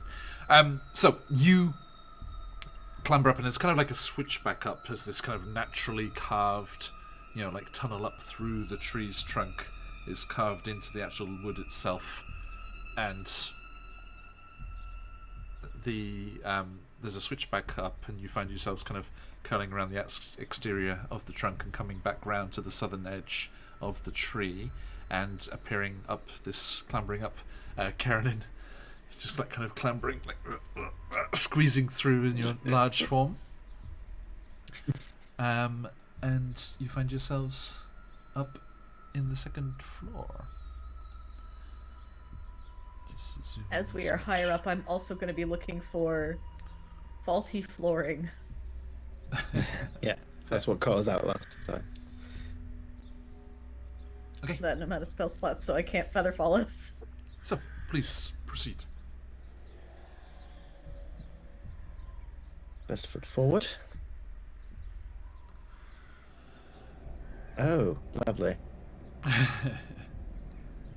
Okay. These are all in a similar state. So, I as feel like we should do something for them, but Aramis actually time- gets kind of really cold, kind of like steel to his voice. He's like, "No, let's leave them there."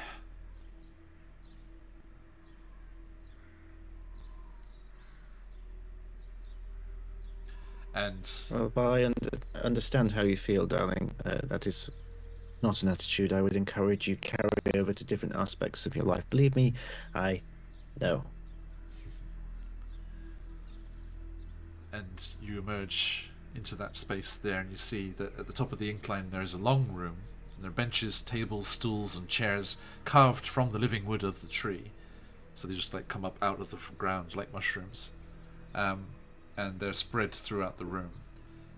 3 doors lead off from the room, and another passageway exits on the far side. And it seems to be some kind of common area. And you can see that on the tables there are some gaming, some dice and some dominoes, and one of them has some food still left, half eaten, as they were alerted to your arrival. The sad thing is they were probably all lurking like right next to the walls, like waiting to ambush you, Mm-hmm. and then the walls just grabbed them. And you didn't hear a thing, Reese, while you were resting. That was the scary thing. It just happened silently and instantly. Oh boy. There was no sound of scuffles or anything. So yeah, you can see the 6. No, 5. You can see the 5. 4. Sorry, 4 bandits there, similar to the one that was in the north cell, encased and similarly desiccated. as the Gulthias tree drank. Can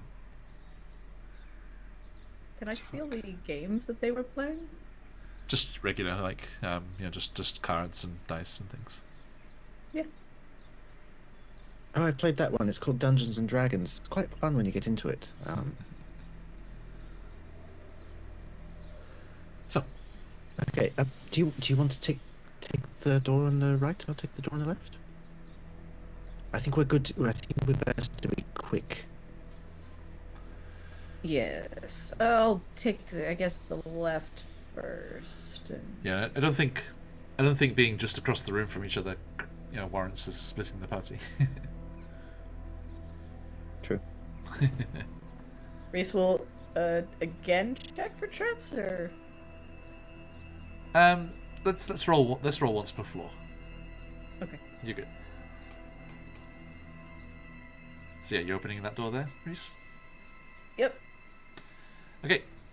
You open up that door there and find yourself peering into another storage room. This room contains haphazard stacks of boxes and sacks, some of them open and their contents in disarray.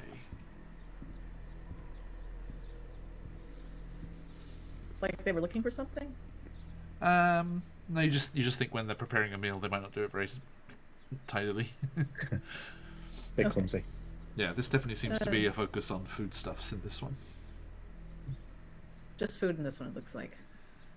And there's Right. some cooking, eating, and drinking utensils as well.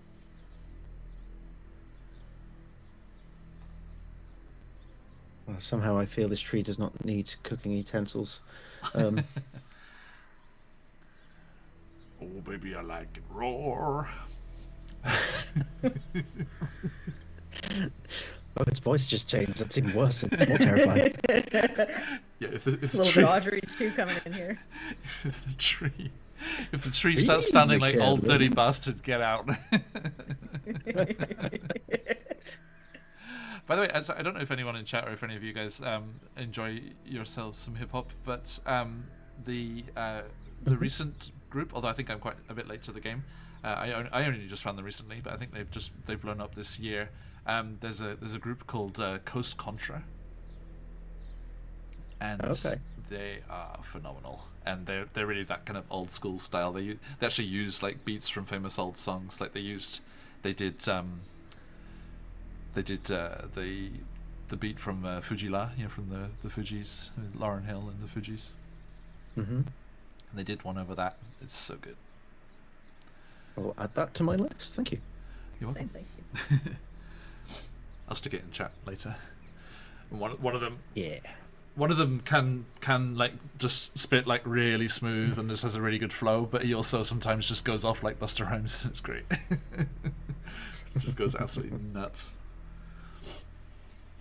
Okay, so other side, Yes. please. We have a little horror house for you to explore around. That one is sleeping quarters, as you can see. And there are several beds and hammocks lining the walls.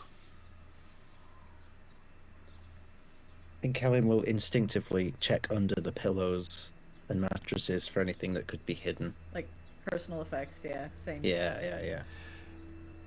And I shall quote, "A check reveals hidden coins in the bedding." Hey. Well, there we go. Quote unquote. And just quickly gathering everything you can find there, Carolyn, you get 44 gold and 75 silver. 75 silver. I am amassing quite the collection. I still have all that money from before. Are we supposed to do something with that? Scuff. Yeah, that we're safekeeping for the townspeople?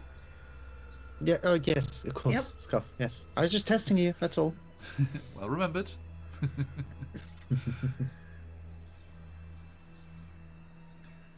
Okay.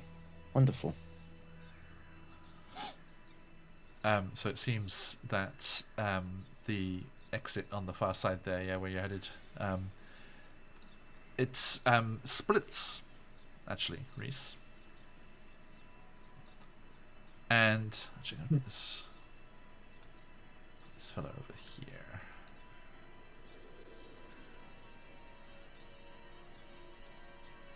Two seconds. Sorry, I meant to sort this person out as well. It looks like this.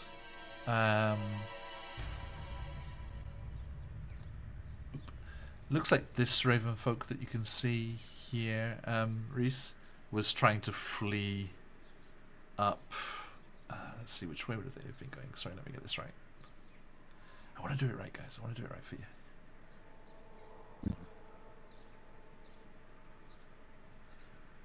Okay. Yeah, it looks like they were fleeing up towards the right side, actually, not this side. So you see them, as you come around the corner, you see them kind of embedded in the wall, in that corridor there. Is that showing up okay? Yes. Yep. Is that horrifying enough? Yeah, Reese sees that and goes, and the left is where I'm gonna go investigate. So he was clearly fleeing in that direction. But yeah, you're gonna go left. Okay. Sorry folks, back home. I'm just gonna zoom out a bit here so I can scoot them on over. Yeah, Keller looks down the right path for a second. He's like, oh god, if I have to squeeze down that corridor, I'm gonna have to rub myself all up against that former raven folk. That's gonna be rather unpleasant. Ugh. Reese, you want to go due south of where you are? Okay, no. There we go. And Carolyn, you're good to go as well. Oh heavens.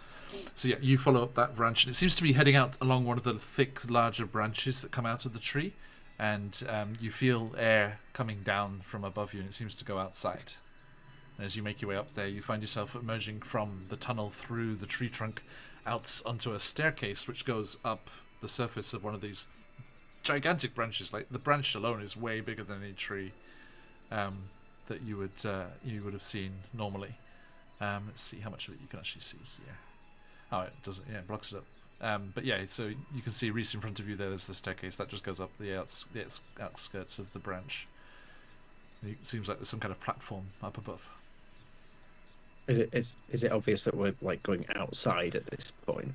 That will definitely lead outside. Yes. Okay. And you recognize this as being in the direction that you arrived from. Oh, Mooncloud's got snow. We're supposed to have snow this weekend, Mooncloud. Sorry, excuse me. Let's maybe keep an eye out for any bigger birds. Of course, maybe we should be a little bit sneaky heading out. We'll try them a bit bigger than usual. I do need to sort this out. Yes. Do you want me to just take it on my own? Oh no, I have to see everything. I'm sorry, it's curious. I'm curious. You know, it's the death of me is my curiosity. Well, hopefully not yet. Can we roll for traps? Now that we are on a new level? Yes, Or indeed. Okay. I'm never gonna stop looking for traps now, because... Oh, right. Okay. 24. Okay. You do not see anything. You make your way up. Oh, up out of the tree. while we're going towards this staircase as well, I will remember. Kellen remembers, like, oh, 1 second, and turns to Aramis. Is it Aramis? Yeah. Yeah. And pulls out one of the 2 guard uniforms that she's had in her bag of holding since her first episode. Okay. Your clothes are a bit tattered, darling. This might be a bit more beneficial. Oh, thank you. And, like, let's say that happened just before, so, like, as you leave and start moving north, he just lingered in the bedroom, in the dormitory a little bit and changed. Yeah.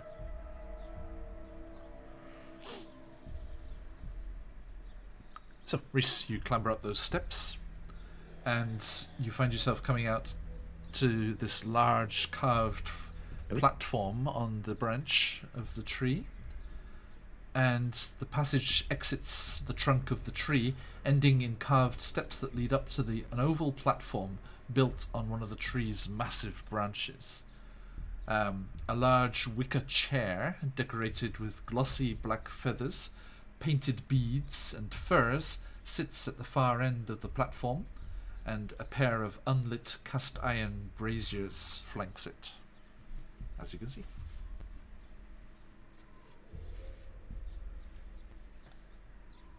This was certainly someone of very importance. That's not a sentence. Sorry, I'm a bit overwhelmed by everything. This certainly belonged to someone of great importance.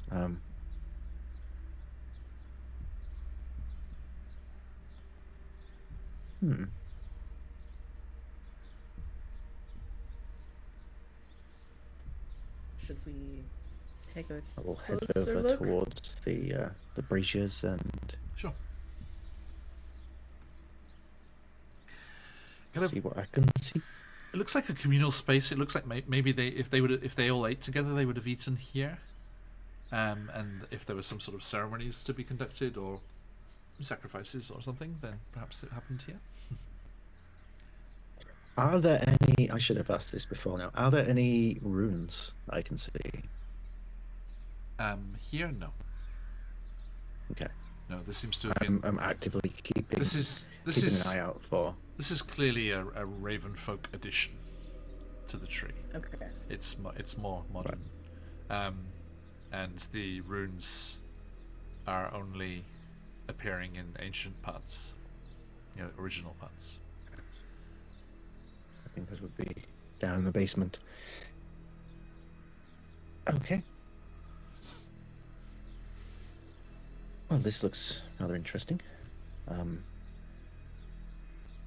Are there any hidden compartments on this, throne? Give me perception or investigation. I will assist. Okay, advantage. Yes.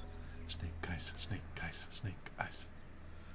It was not snake eyes. It Damn it. was an 8 or a 19. You have Okay. to take that 19 You may. or a 28. I'm afraid you do not find anything secret, no. It seems they would not store anything precious out here in the open air. This is probably a terrible idea, but I have the urge to sit down in the throne. Yeah, I had the strangest urge to light the braziers, but I think that maybe we should resist those urges. Carolyn, your pendant rattles against your chest. Yes. Okay. Next time. We'll do it next time. For the people back home and any new people with us, we got some new follows and things. What does your pendant say? I can't zoom in on your My art pendant close enough says- it does say it on the art as well. Kellen's pendant is inscribed with the phrase "Curiosity brings consequence," which she really needs to pay more attention to because it's I the don't know- phrase her I don't know if father that- gave her.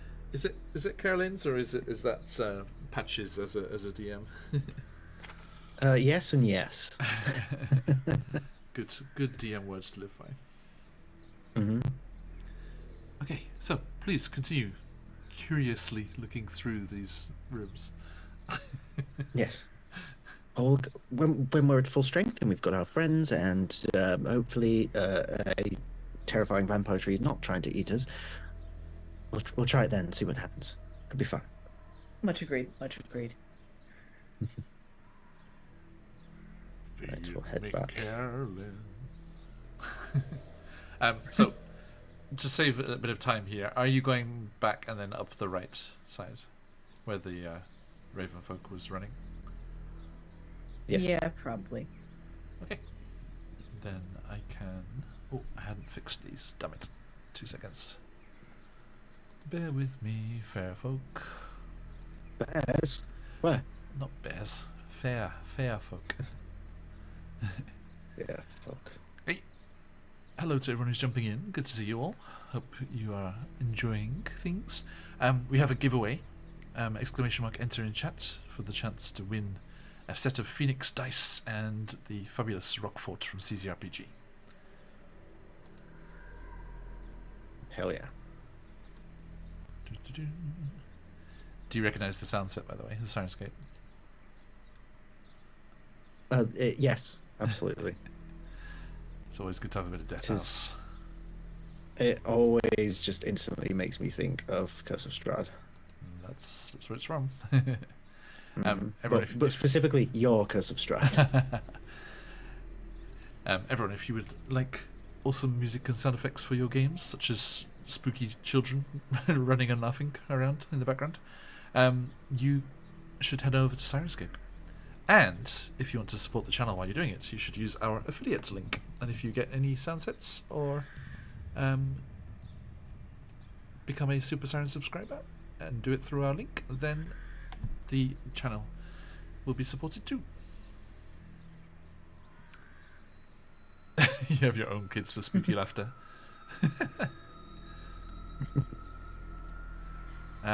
Let's put these. Ooh, that's a good idea. Let's do that. And there, just make sure one thing. I'm trying to be as descriptive in my notes as possible so that I can keep Emma's notes document up to date. Nice. It's very thorough. Do you have access to that, John? Probably, but I'm not looking at it. I want to keep my Okay. things separate. Because I might want to put the little thing from earlier that I mentioned is not for you. No problem. Yeah, I won't look then. Okay. You want to go west of where you were just now. That's both of you there. Oh yes. So again, as you loop back, Wendy JD&D, good to see you, my friends, raiding in with that party there. Hello, raiders, how you doing? I hope you have yourselves a fantastic session, Dr. Quark, with the GM Workshop Potatoes of Doom. Welcome in, Wendy. Hope you had a great session. Hey, Dutch, how's it going, mate? Let us welcome you in properly with some charging phoenixes. If you're going to focus, let those phoenixes fly. We have awesome giveaways going in today. Hey, Corsair's Cove as well. Great. Anyone still with Windy from Corsair's Cove? Welcome in. Good to see our friends there, as always. We have 2 giveaways today, everyone, so jump in. We are going to give away a set of Phoenix dice, courtesy of our friend Baron Dragonborn, and also the fabulous Rockfort one-shot from CZRPG. So please, ! enter in chat if you want the chance to win. Jump in on that. Giveaway!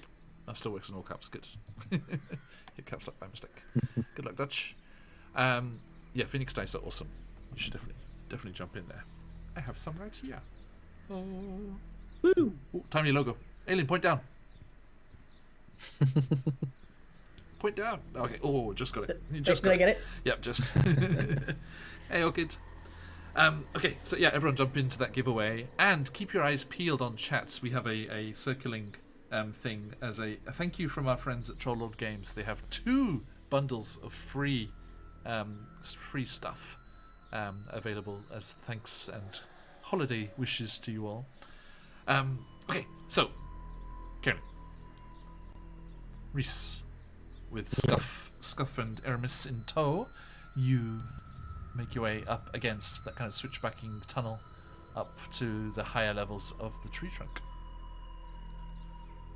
And you may proceed.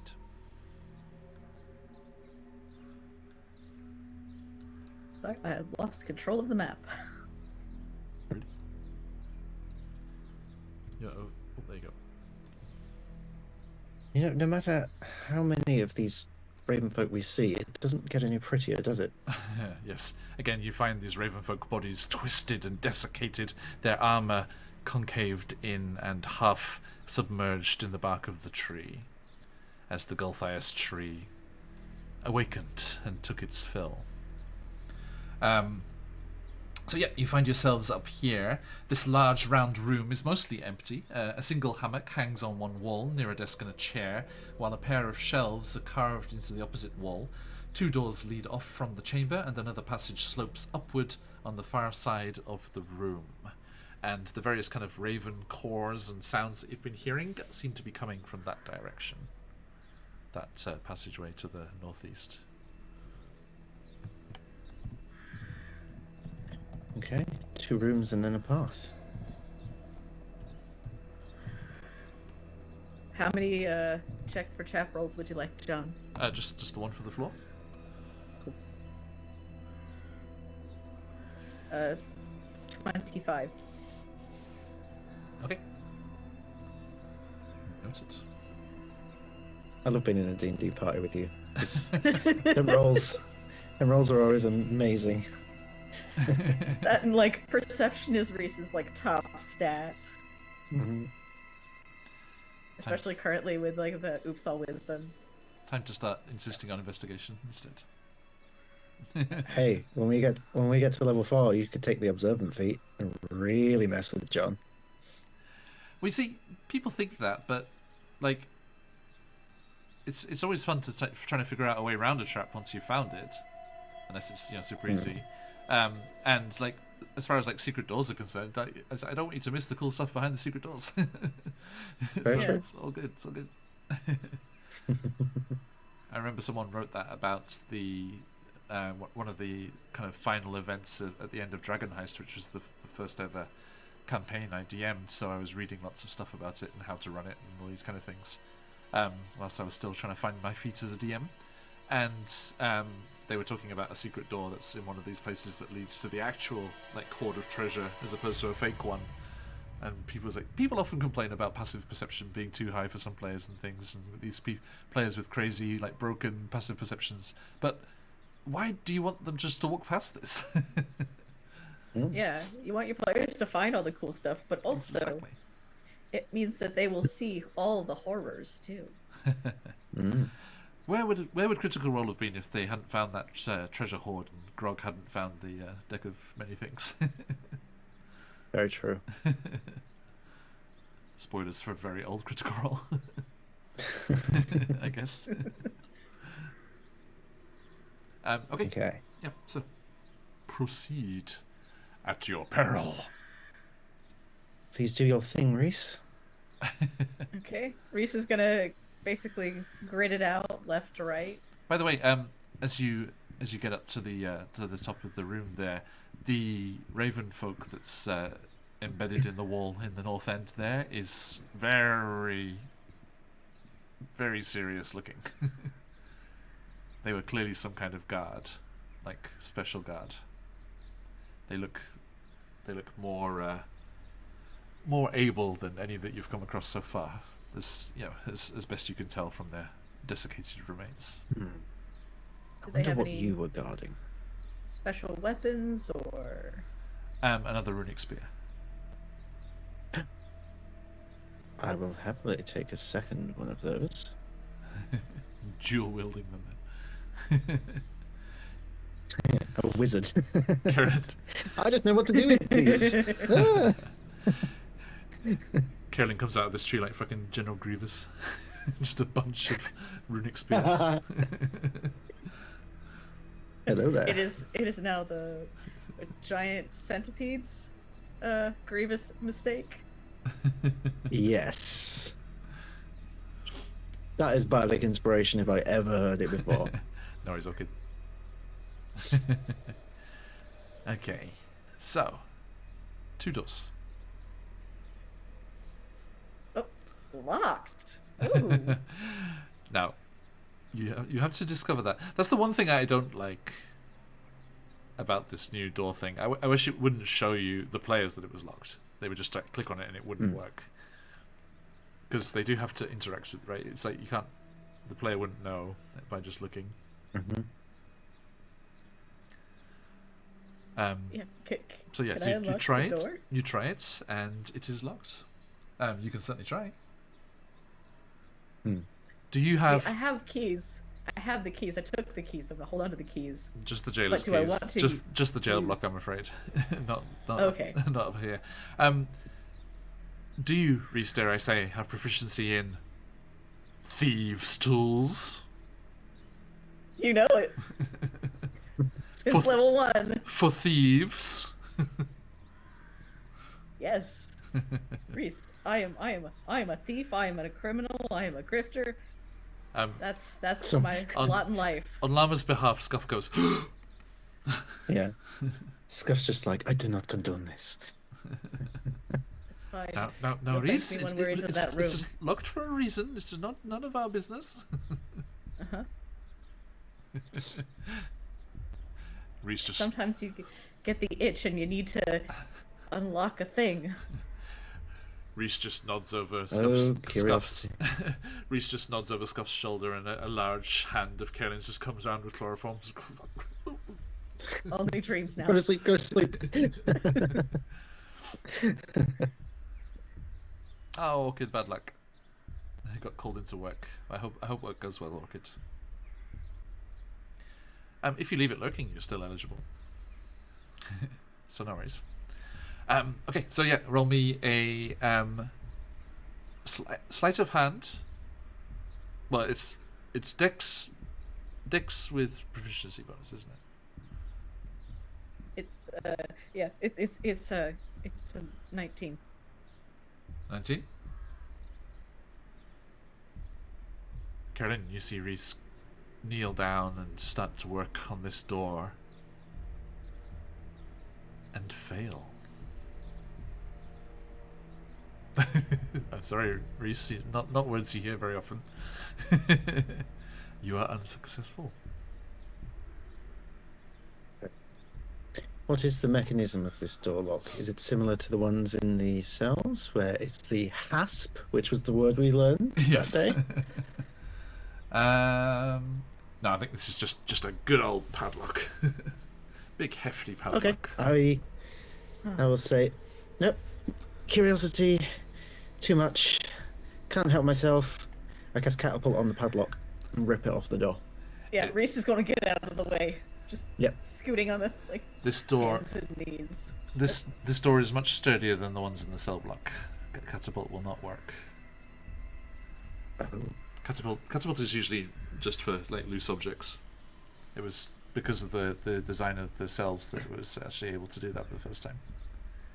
This is Well- clearly designed to keep people out as opposed to weakened prisoners in.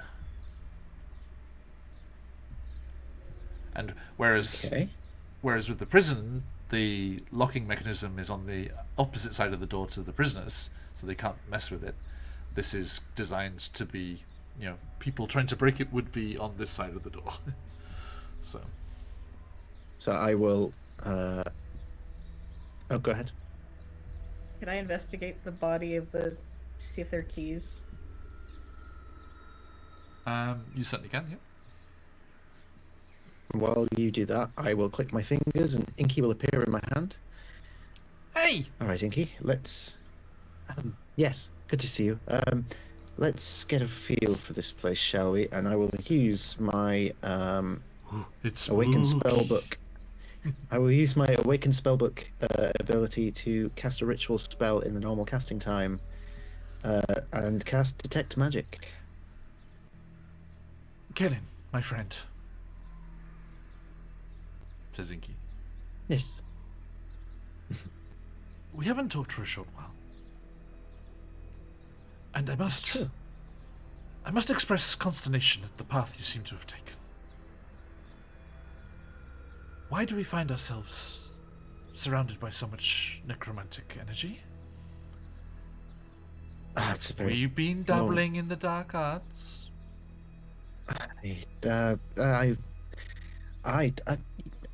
Never you mind where I dabble. But no, not me personally. I mean, things have been a bit dark, mainly because I was unconscious and nearly dead again. But long story. But we might find some very fascinating things here. I'm looking to see if we can expand our repertoire, so to speak. Maybe. But this door's locked, and not even Reese could unlock it.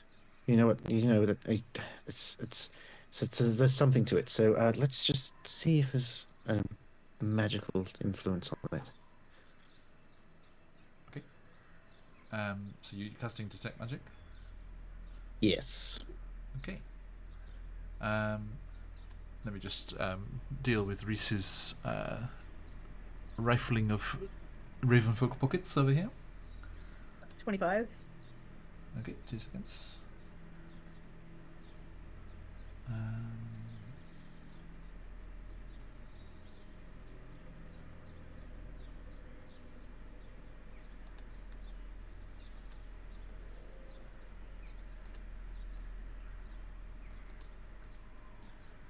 $25.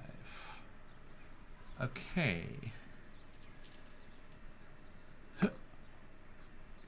You find... That's the leaf blower.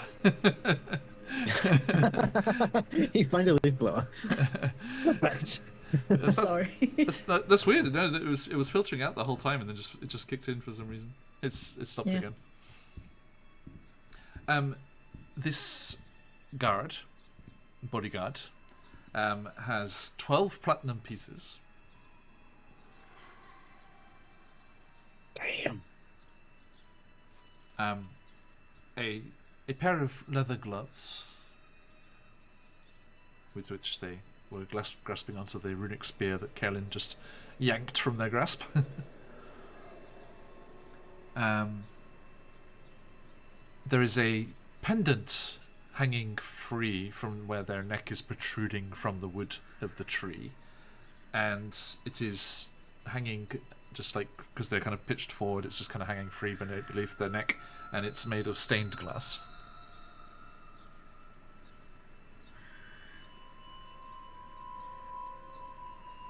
And Is there some sort of religious significance to it? roll me a religion check.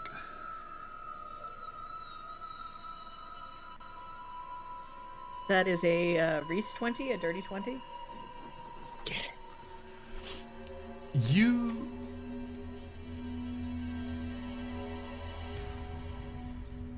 don't recognize it as any religious symbol per se, but the design of it reminds you of the Fey entity Reynard that Luce had mentioned. The fox-like arch-Fey of the court of mice and ravens, I want to say. The trickster court that Luce is involved with. It seems like the Fey are all through these woods. To sick with Fey. Yeah, Reese will take the gloves. Reese will take the platinum. Reese is gonna leave that pendant where it is. Okay. There's also a small pouch on their belt. What part of it is protruding? Doesn't jangle or anything. I'll say the electrum is in a different pouch, but there's one other pouch. I'll go ahead and check the pouch. Okay. It's full of chalk.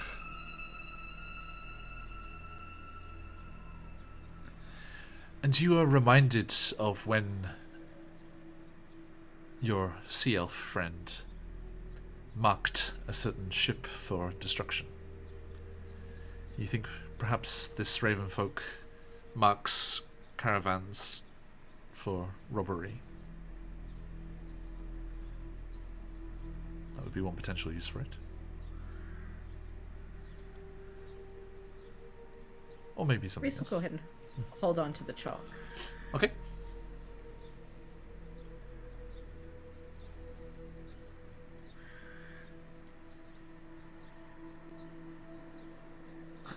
No keys, I love- it seems like. Not on this person, no. So I love these random like generators because it's got the treasure, but it's also got these like fun little items that come up really nicely. I'm just gonna throw out one of the other things that was in the table that we didn't roll. Several dead insects. Yes, Ravenfolk snacks. Written directions to the Gauntlet of the Goblin King. Wow. Yeah, right?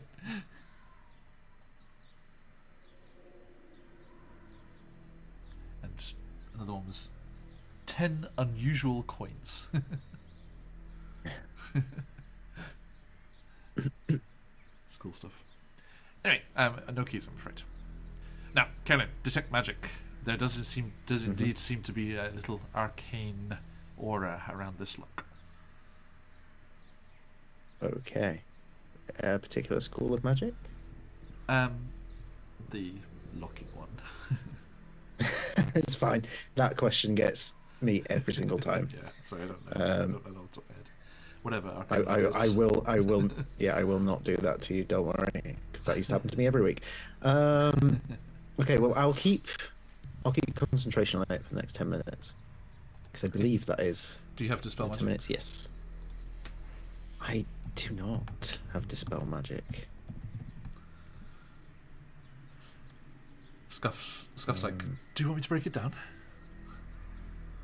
Transmutation, because it was going to bother me until I knew.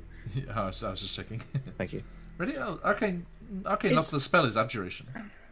Oh, really? I was looking at knock for the unlock part of it. Ah, okay. Is there a keyhole? Yes.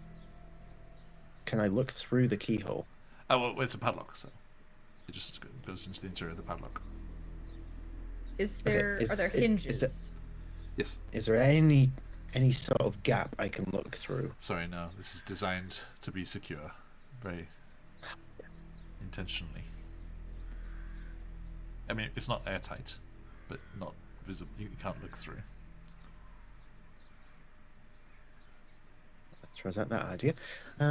Sorry. Yes, I know this wasn't what you're asking, but I've just had this funny image of you, of like, you know, Western, like cowboy Western saloon doors, just like huge gap underneath, like nothing above, and just a massive padlock on them. He's like, I'm just gonna limbo under, I guess. Sorry, yeah. Scuff. Hinges? Yes. Scuff, do you think you could break the hinges and knock it down? Why, yes. With time. Yes, you're right. Yes, there's clearly the ill-gotten gains of a bandit group behind this, which we shall return. Redistribute to the people. Exactly. Yes, return to the poor merchants who were robbed along the way here. Huh? Although, from the sounds of it, they may have been fed to the tree.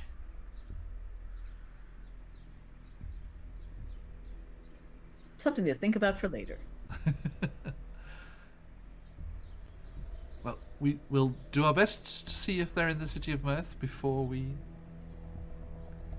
appropriate it for revolutionary means, yes? Of course, yes. Due diligence? Sorry, I'm just trying to figure out who is trying to persuade who. Contested persuasion check.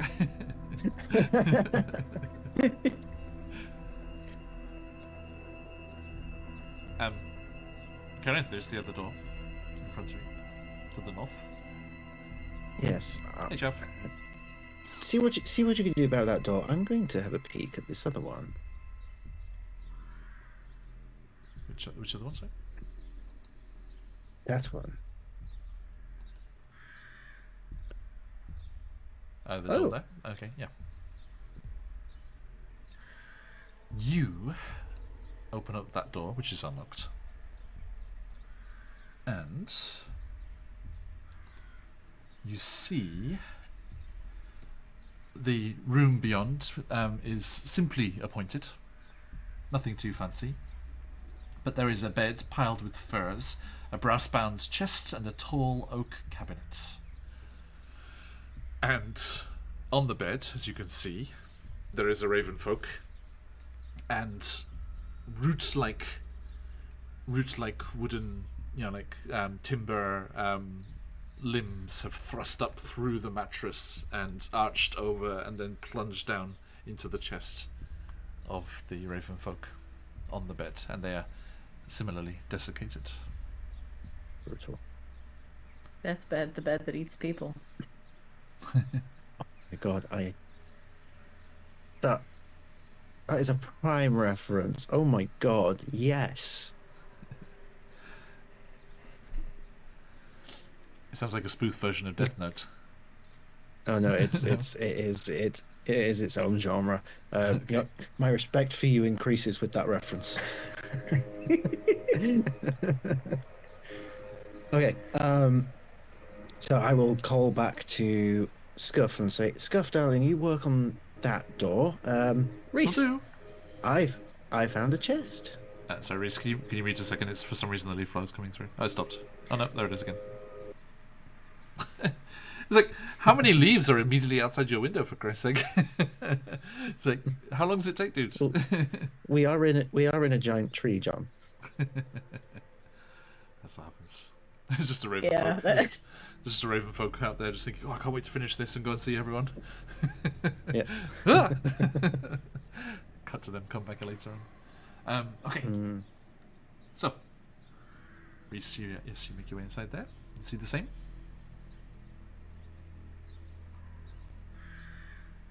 Yeah, Reese is pretty eager to redeem himself on that failed lock before. Okay. There seems to be a bit more of a fight here, Carolyn and Reese, than other instances of the tree grabbing the people. There are all sorts of kind of notches and cuts in the roots that are plunging into the Ravenfolk's chest. I will have a look at the Ravenfolk. Ravenfolk. Okay. Take a closer look. As you get a closer look there, Carolyn, you see that this Ravenfolk was a caster of some sort, and it seems their attempt to defend themselves has been turned against them. As you see that these prongs that are coming up through the mattress and surrounding them and then turning on the Ravenfolk, they look for all the worlds like a casting of Spike Growth, the spell Spike Growth, which has blown back in their face, it seems, as the Golthias tree took control of any and all plant matter around its presence.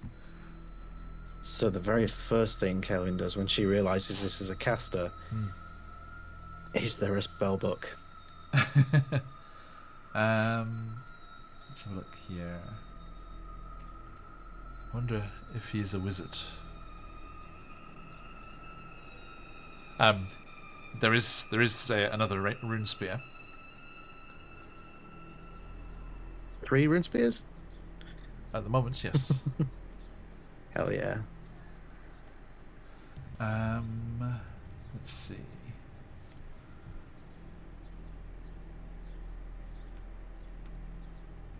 Like Reese is, as you're looking over, like whilst doing your thing, you'll see Caroline is visibly excited upon this little realization. She doesn't meet other casters very much, even if they're half consumed. You do not find evidence of a spellbook, and you would say from the look of them and their garb and the spell that they seem to have tried to cast here, you think that they are a druid. And you actually see there's a large kind of like blackened section of the room, the wood itself, where it was like bursting through to try and attack them, and it looks like they cast blight as well. Oh shit, that is a powerful spell.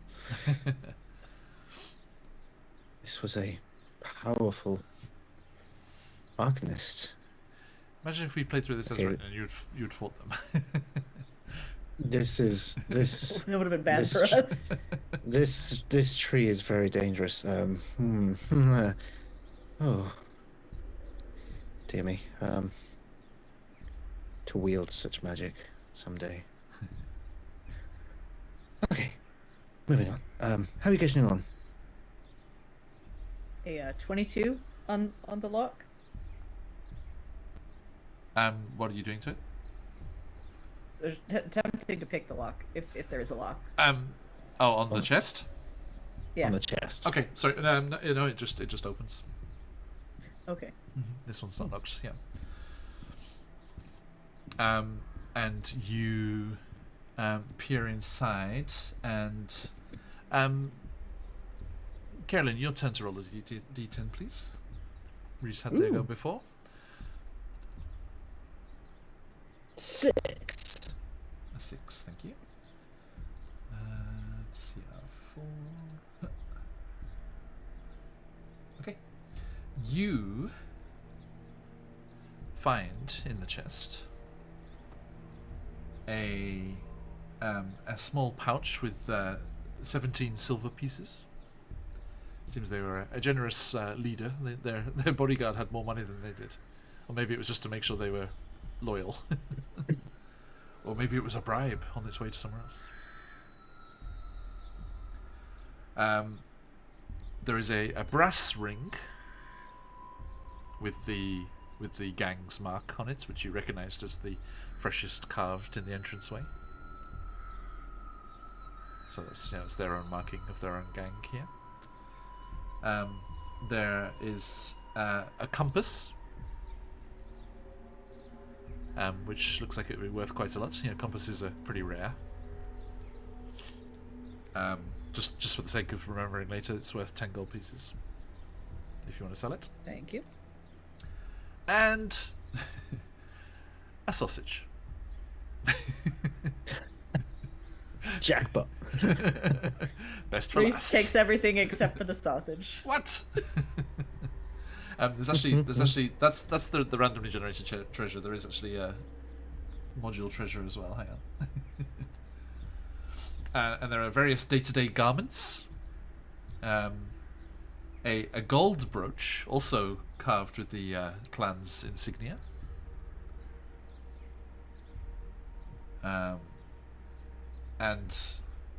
the clan's insignia is a spear clutched in raven's claws. They have these runic spears, and that's worth 75 gold pieces for future reference. What, the rune spear? No, the gold brooch with the clan symbol on it. Oh, okay. Very nice. You think it would be very difficult to sell the rune spears, as they are clearly some sort of necromantic arcane artifact. And what else do you see here? So yeah, there's that gold brooch. There are various ceremonial garments for formal occasions hanging in the cabinets. The cabinets over by the wall there, not the actual chest. But with your passive perception, Reese, you do notice something in one of the pockets of one of the travelling cloaks. Reese reaches in and pulls it out. Okay. You see that it looks like the clan had designs on taking control of all of the towers that are on Karen's map. And it is a much nicer copy of a similar map showing the markings, the locations of the various towers. And each tower has the marking of a school of magic on it.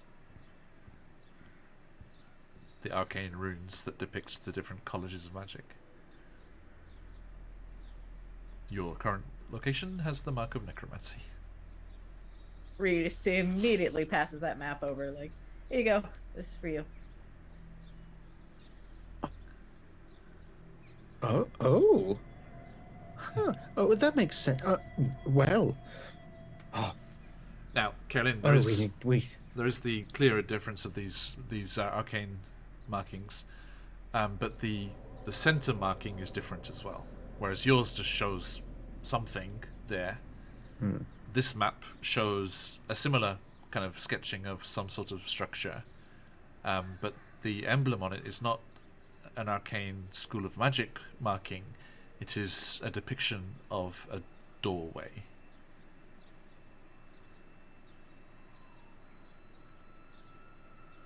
It's just like, Nope. Sorry, that's just me. Sorry, alien was. Nope. We're gonna go in there. Me. Oh. Curious. She just slides it into a pocket. You find a key on the Okay. body. You haven't looked at the body yet. But I was looking for something. Mhm. Oh yes, we're sorry. We were supposed to look for useful things. Sorry. Yes. Let's do that. Okay. Another perception, or No, it's fine. Yeah, just search through. okay. Again, a separate pouch on their body here, which has 21 gold. God, we're rich. Oh yeah. A pair of spectacles. I'll take those. Also very expensive items in the world here. Lenses are difficult. These are worth 100 gold pieces. Ooh. Do they match my So like real prescription, I life. wonder? Oh, I I've always wanted to know. don't need the image of Carolyn with the kind of nerdy kind of like glasses on, and it's like, I'm having strange feelings for you already, Patch. It's difficult. Especially when Do you you're know, over, I think especially when my- you're over there in the group message making anime versions of everyone as well. What can I say? Yeah, I think these my passive perceptions. No, it's the same. I've always wanted to see what I look like with glasses, though. There is also a preserved basilisk eye. Okay. Ooh. Perhaps a druidic thing. Hmm. And a folded piece of parchment with notes on it. Not a formal letter or anything, but there are notes on it. It is the writing and rewriting, as if they're trying to decide how to word it, of a ransom note for Aramis.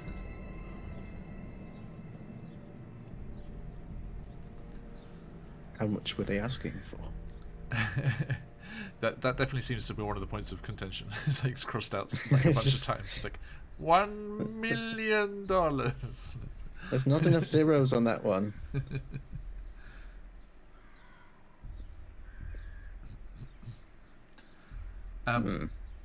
And a long piece of iron formed in the shape of a raven feather, which the end of the quill end of becomes a key.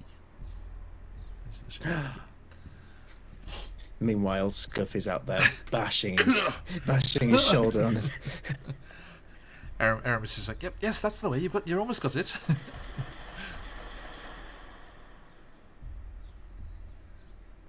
I'm gonna be right back. I'm gonna go find out what's in that room.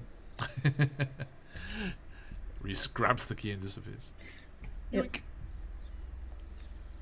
Reese is just gonna have a collection of keys before this is all done. There you go. The key does fit and unlocks the door, as you have already done. I have to see this. It's like, ah. And you open up the secure door into the clan's treasure chamber.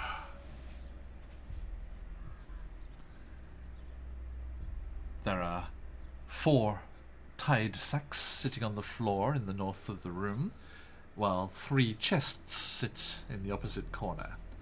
And then directly across from the door there is a sturdy cabinet.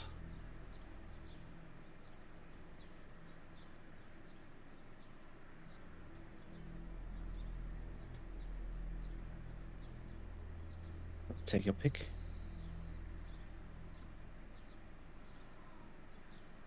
Reese is just like grabby little raccoon hands for just a minute and then just okay. It's the eeny, meeny, miny, you. And goes. Gonna go check out the sacks first. Okay. They are full of money.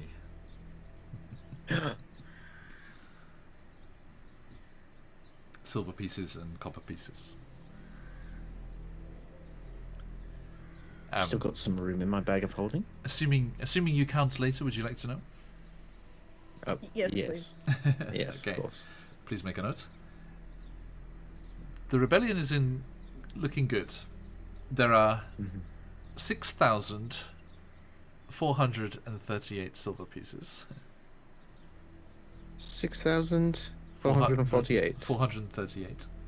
38. 438. And 9,120 copper pieces. 9,120. Yes. Hell yeah. Oh, we have a new pastime for Inky for a little bit. He's like, oh, counting! Karen, have I Yes, your ever told you favourite. how much I love math? Well, you suddenly have the opportunity to expand your craft right now. I'll put as much of it, if all of it, into my bag of holding as I can. They call it doing the books for a reason. They do. Too bad all the gold coins are baby mimics. Chav, they were already attacked by an animated horde of treasure. Yeah, so I'll start piling the money bit by bit into the bag of holding whilst Reese checks everything else. We cut to your archivist, and your bag of holdings just got like shades on. It's just like just making it rain. It's like yeah. Yeah, oh yeah. Just and Salt or Bay. and or he's Scrooge McDuck swimming through. I was gonna say he's doing the Scrooge McDuck Yeah. swimming pool. Yeah. Okay, Reese, what's next? The cabinet or the boxes? Chests. I see chests. chests. Yes. I see. it's- Already over there. Sorry.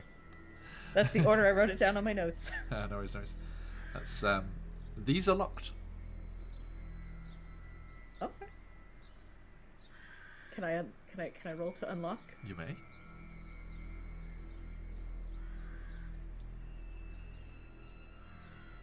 What's funny is like, different die, same roll, so 22.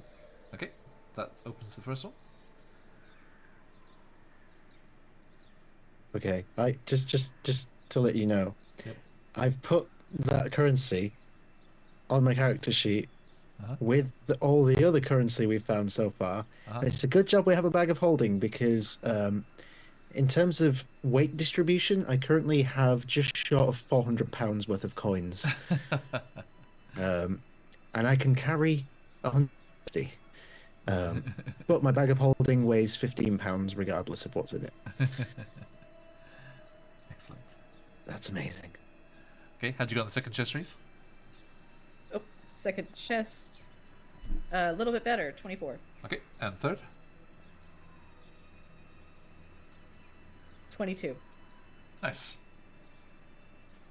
The first chest has 100. These chests are containing trade goods. Perhaps they were travelling with the mayor's son, or just some other merchant more recently. The first one has 100 silver ingots. Oh. You get your blacksmith friend to start minting a new currency for when you take over. All right. She's got Lucy's face on one side. Or we just and melt them into wood. a googly eye on the other side. So yeah, there's 100 silver ingots, which are worth 10 gold pieces each. The second chests hold 25 gold ingots, which are worth 100 gold pieces each. It's ridiculous amounts of money. We need one D&D to hurry up and come out with the base building mechanics. Or I need to grab Matt Colville's Strongholds and Followers. And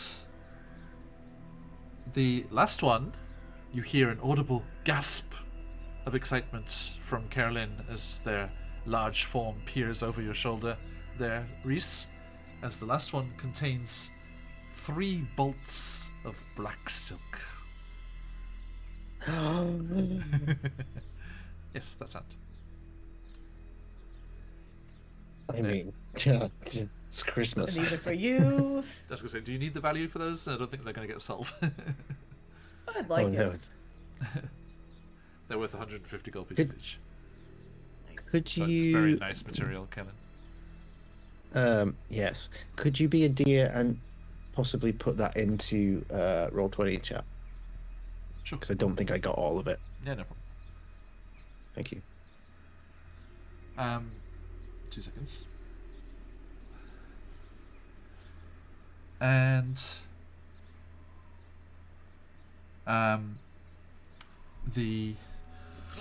sorry, I just saw a message from Trollo Games people.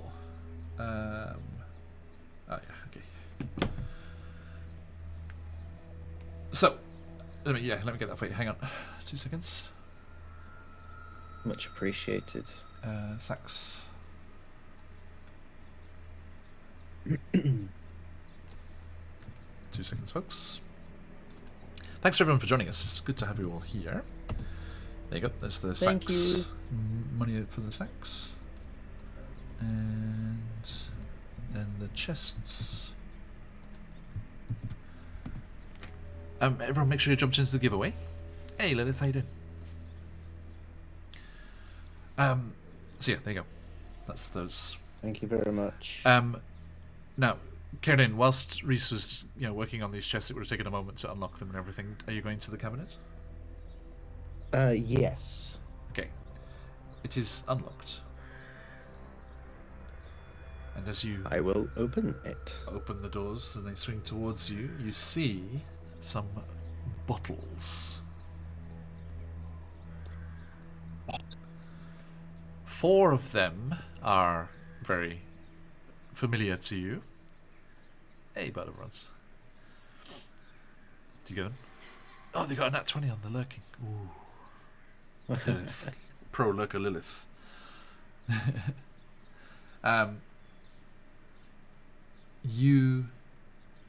Yeah, there are 4 regular potions of healing. You just down them all. I mean, I'm definitely taking them. Is it 4? Sure, they're 4 regular potions. Shot. I'm definitely taking them. And then there are 2 other potions that would need some work to figure out exactly what's going on. Okay, I can do that. Are you proficient in Arcana? I believe I am. I also have Identify, Oh, okay. but that Then- costs spell slots. Yes. Well, Although I can ritual cast it, so if I've got, Okay. when we're in a safer location, I'll take Sure. the time to identify things that need identifying. yeah. Well, let's get it sorted now, so we don't have to come back and find it. Okay. So later on, we cut to later on in the day. Bad of bronze. Yeah, my passive is not nearly that high. I wouldn't even notice if someone changed their hair color in real life. Nice. So yeah, later on, as you cast Identify ritually and discover, one of them is a potion of growth. Oh, I don't need that. This won't last forever. The other is a potion of invisibility. Boy. You just turn and Lucis returned from the Feywild. They're just like, gimme.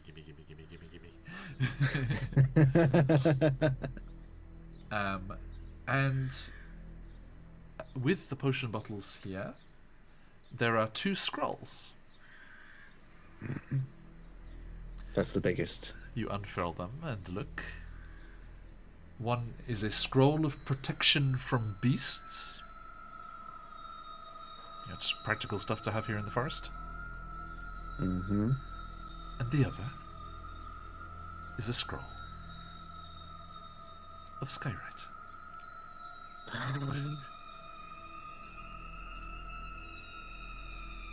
There are tears forming in Carolyn's tear ducts right now.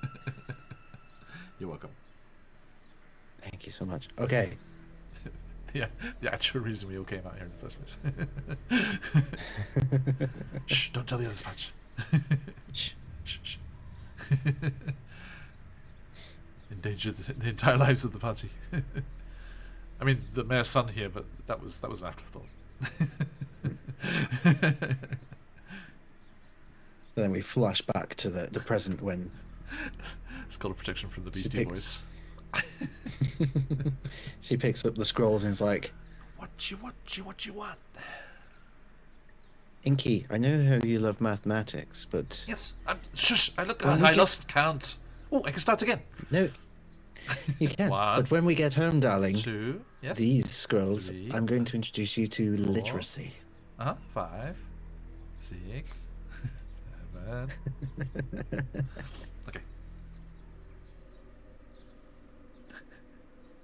I just said Chav mentioning the Beastie Boys. They just reminded me of their one of the songs in Ill Communication just has the most random sample in it.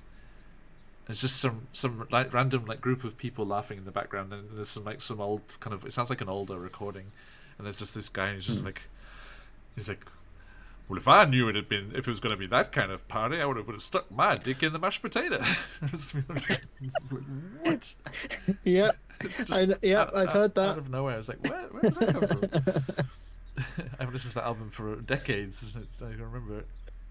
Oh, I wish you still did highlight reels, because that would absolutely have to be on it, just out of context, just that quote. Don't clip that, everybody. He said, secretly wanting you to clip it. Yeah. Yeah. And there's the other one which I love, which is like a young voice, like it's like, Captain, what's another word for pirate treasure? And it's like, well, that's booty.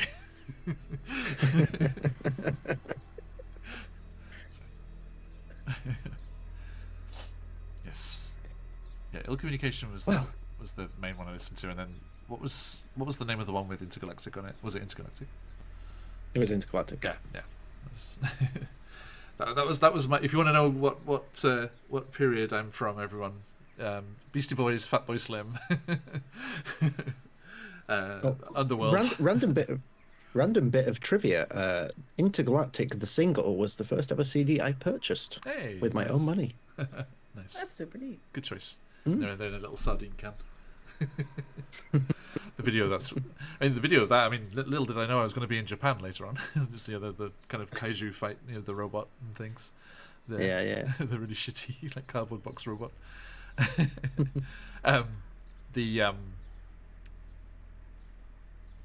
was going to say something. Oh yeah, we saw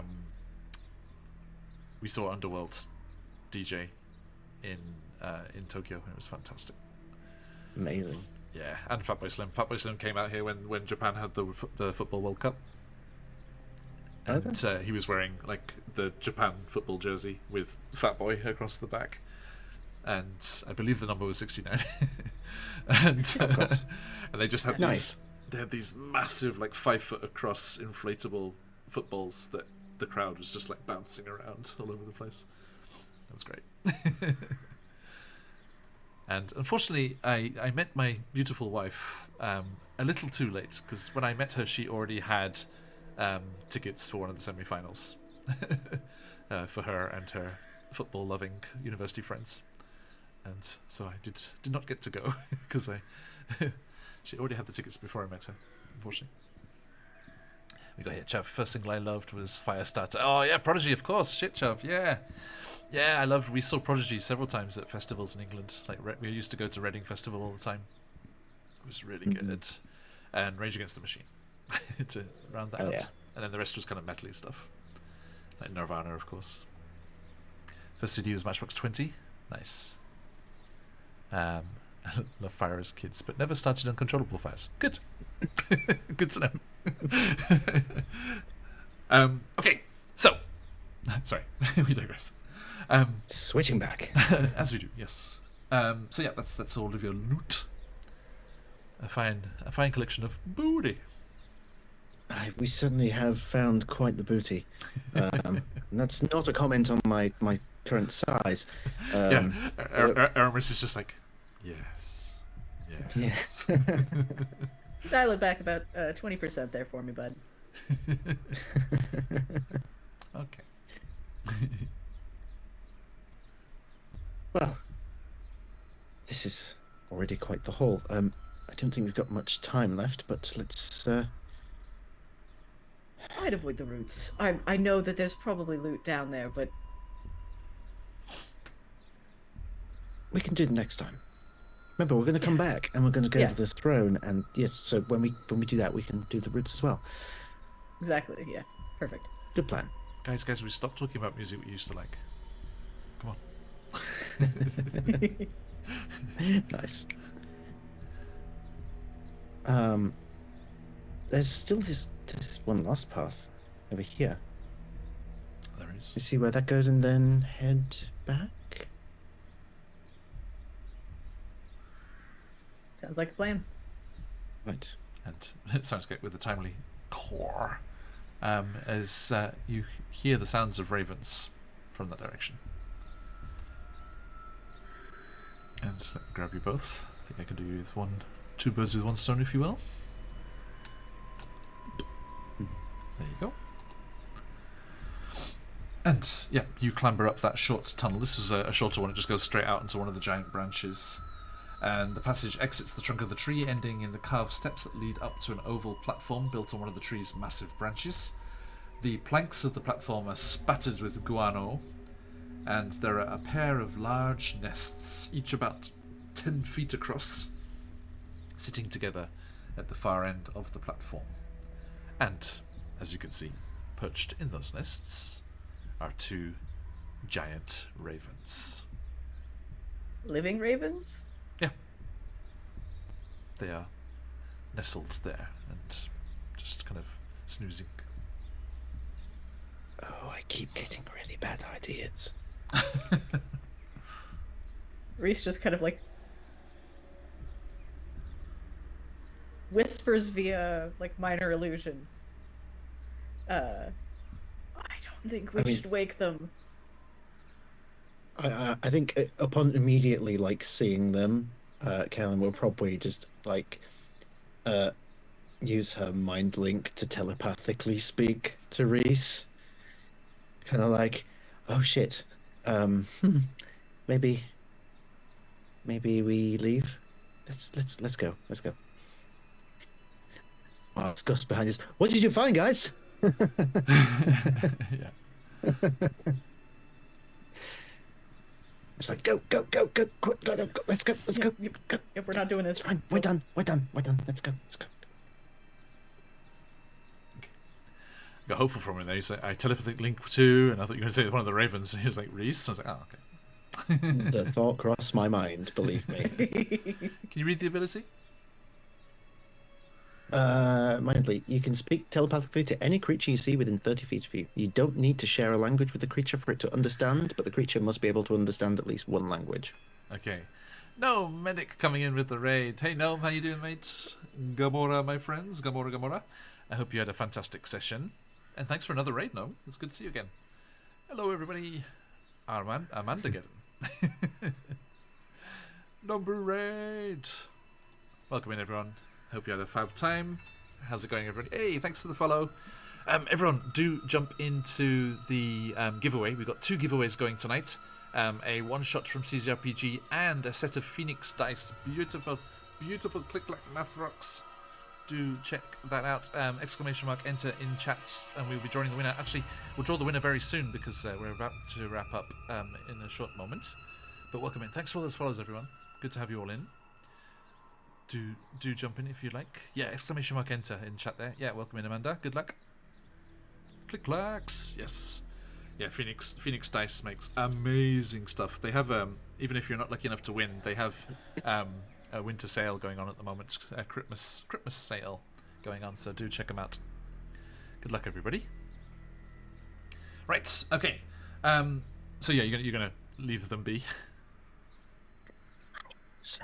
Yes. I don't. I mean, I'd love to be able to tame them and then ride them back home and be like, "Look, loose Arius! Look at our new friends!" But no, um, no. That's enough curiosity for one day.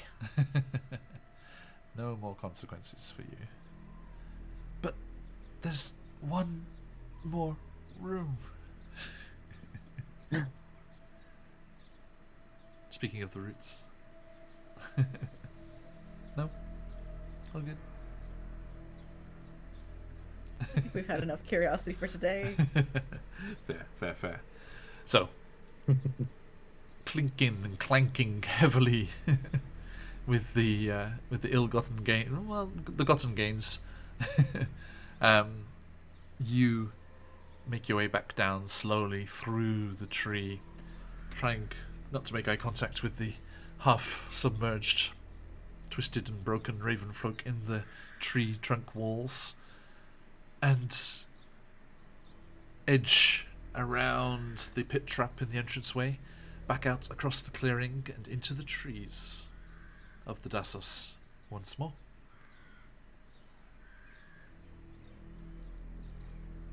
And I'm just going to show you guys. Yeah, there you go. For the folks back home, there's the side-on view of this big chunky tree. It's a beast. It's like the Uber baobab tree. It's like mega baobab. Right, Hayes? Yeah, it's great.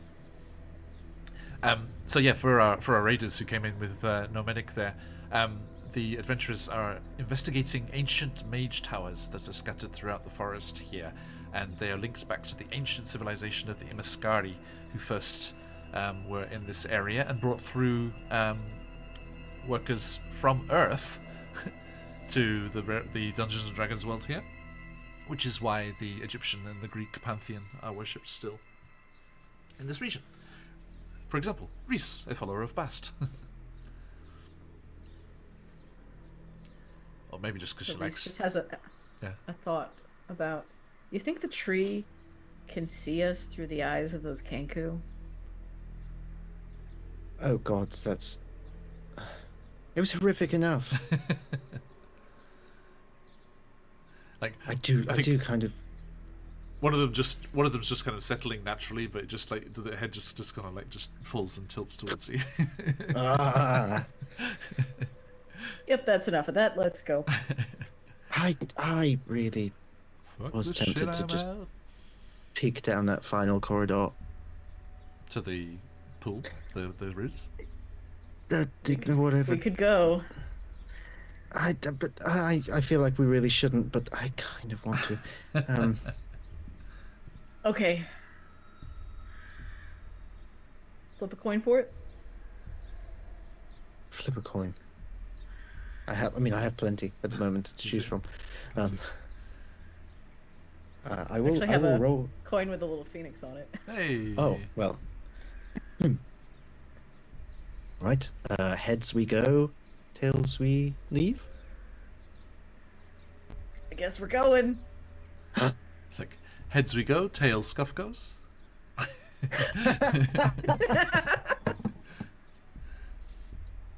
Very well.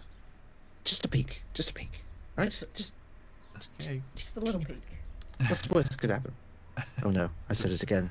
Again. I'm sorry. I'm learning. I'm trying. I'm really trying. Well, people tell me I'm very trying, but I don't think it means what I think it means. All right, just a peek. Just a peek. Yeah, Inky has described that to you several times. He's like, that's not what it means. Okay, so yeah, you make your way back down to the central chamber and down the narrow corridor that loops around and underneath the main entrance corridor and down beneath the earth, and it gets kind of cooler as you go beneath the loamy packed soil of the forest and down into the depths of the roots themselves. And let me pop you over there. There you go, Reese and Caroline. Boop. There you go. Oh, this reminds me of the last one. A little bit, right? Yeah. Oh, okay. Okay. So yeah, you The- make your way around and down. Would you like my traps check? I would. Please, Reese. Megast. Okay. 24. Okay. You disappeared. Wait, there you are. So yeah, you make, No. you make your way down, and the tunnel turns from unfinished wood to packed earth as it leaves the tree and continues into the ground. It widens into a room containing a placid pool of water, bordered by a rocky shore. A massive root of the tree descends from the roof above and disappears into the water. And as you can see, 2 Ravenfolk guards have been hauled across the waters to the roots and are pinned up against it. It's wrapping around them and kind of emerging through them, just completely matted in with their corpses. And you can see their weapons are on the shore near you, so they were clearly yanked across the water by the roots. I suspect my detect magic will have run out by this point because it's only 10 minutes, so I will cast it again. Sure. And you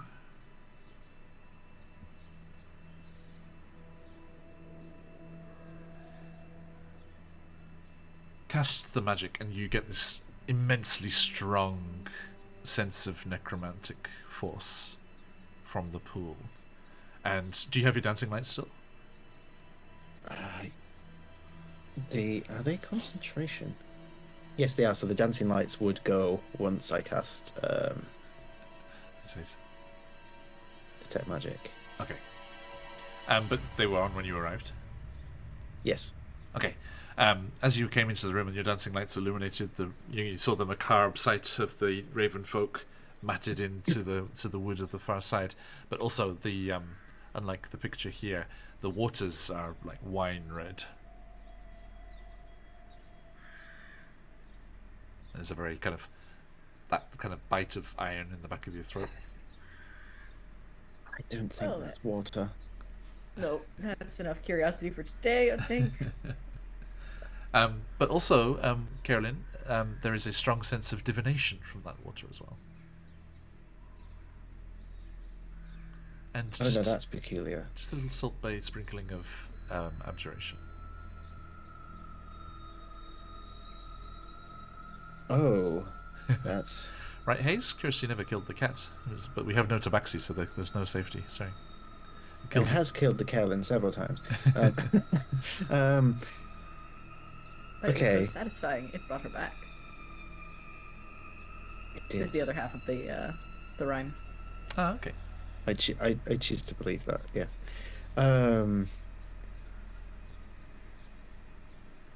Well, so clearly that's it. It looks and smells like blood, but I'm getting. There's obviously necromancy involved in this entire place because deadly vampire chief- Sacrifices. That's a Yes, stuff, yeah.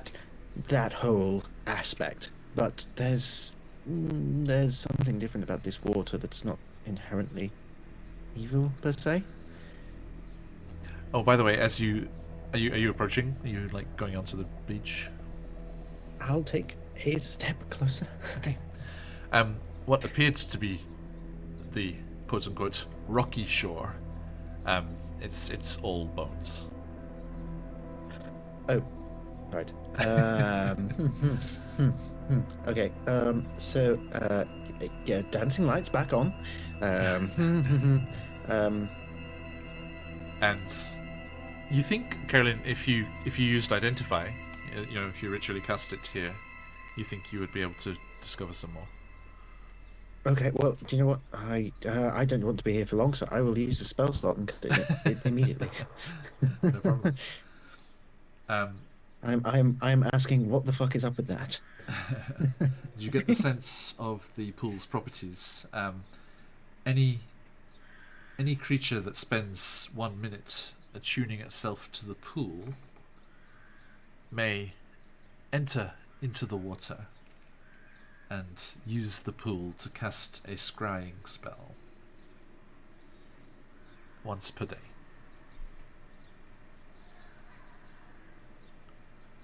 Oh, that's very dangerous information for Kellen. It also gives the impression that sacrificial offerings to the tree and to the waters would allow the runic spears to be recharged.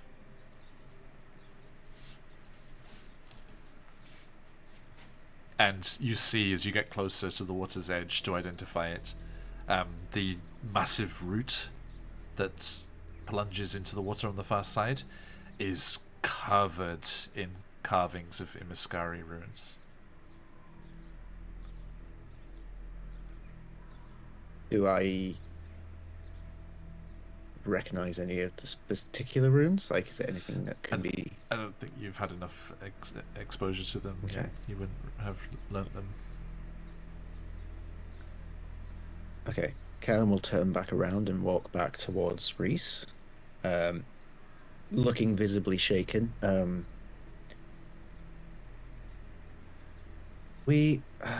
you roll me...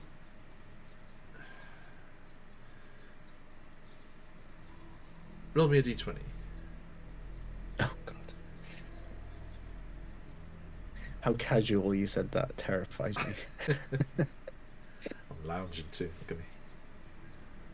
15? Okay.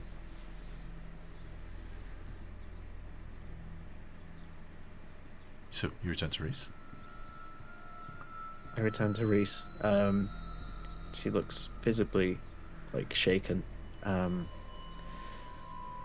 I think when we come back, probably after we've done everything in Mirth, because that is important, we need to come back here. We specifically need to come back here. The others won't fully understand this, but you actually might. As much as there is evil surrounding this pool,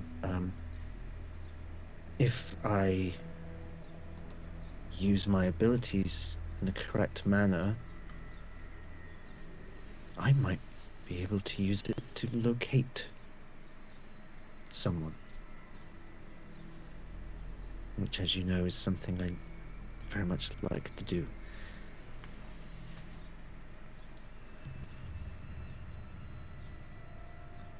We liberate Mouth. We come back here. Yes. Agreed. Are you proud of me for not being over curious and doing it now? When I could... When it would not go well.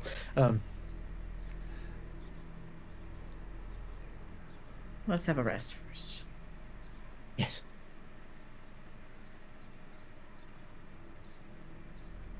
Okay. Reese waits for Carolyn to go first, and then follows behind. Hesitates, and then begrudgingly goes first. Okay. John's got that face on. What are you up to? I was enjoying Hayes' comment in chat. I love that I feel on edge. Thank you all. You're very welcome, Hayes. You're very welcome. Everyone, the link for Sirenscape is just up there. Makes a big difference. And you go back up the winding passage, and as the packed earth becomes carved, well, hollowed out wood once more, you arrive back in the central chamber, lit by the giant firebugs in their little cages. And Scuff's like, I'm going to release them into the wood. Oh, can you do it when I'm far away? You know, wizard towers and bugs don't end well for me usually. We can't leave them just to die here, locked up in these cages. Surprising that the tree didn't take them as well. The fire might have helped. Started reaching towards him. Was like, oh no. Okay. So yeah, Fine, free them. It's fine. Carolyn, that D20 there. If you had tallied on that beach for roughly 15 minutes, maybe it was a 15, wasn't it? Mm-hmm. Yes. If you'd been down there for about 15 minutes or so, then a certain. You've eaten, you've had a full meal, but that urge to snack comes, later. Just for something sweet. Little dessert. At the end. Yep. Yeah. Okay. Okay, and as you make your way off into the trees, you look back and you see Scuff placing down the two cages and leaning over them and opening up and then running towards you guys. And the beetles kind of come tentatively scuttling out and disappear off into the tree line. They're local to this area, so they won't start forest fires or anything. They're used to being here.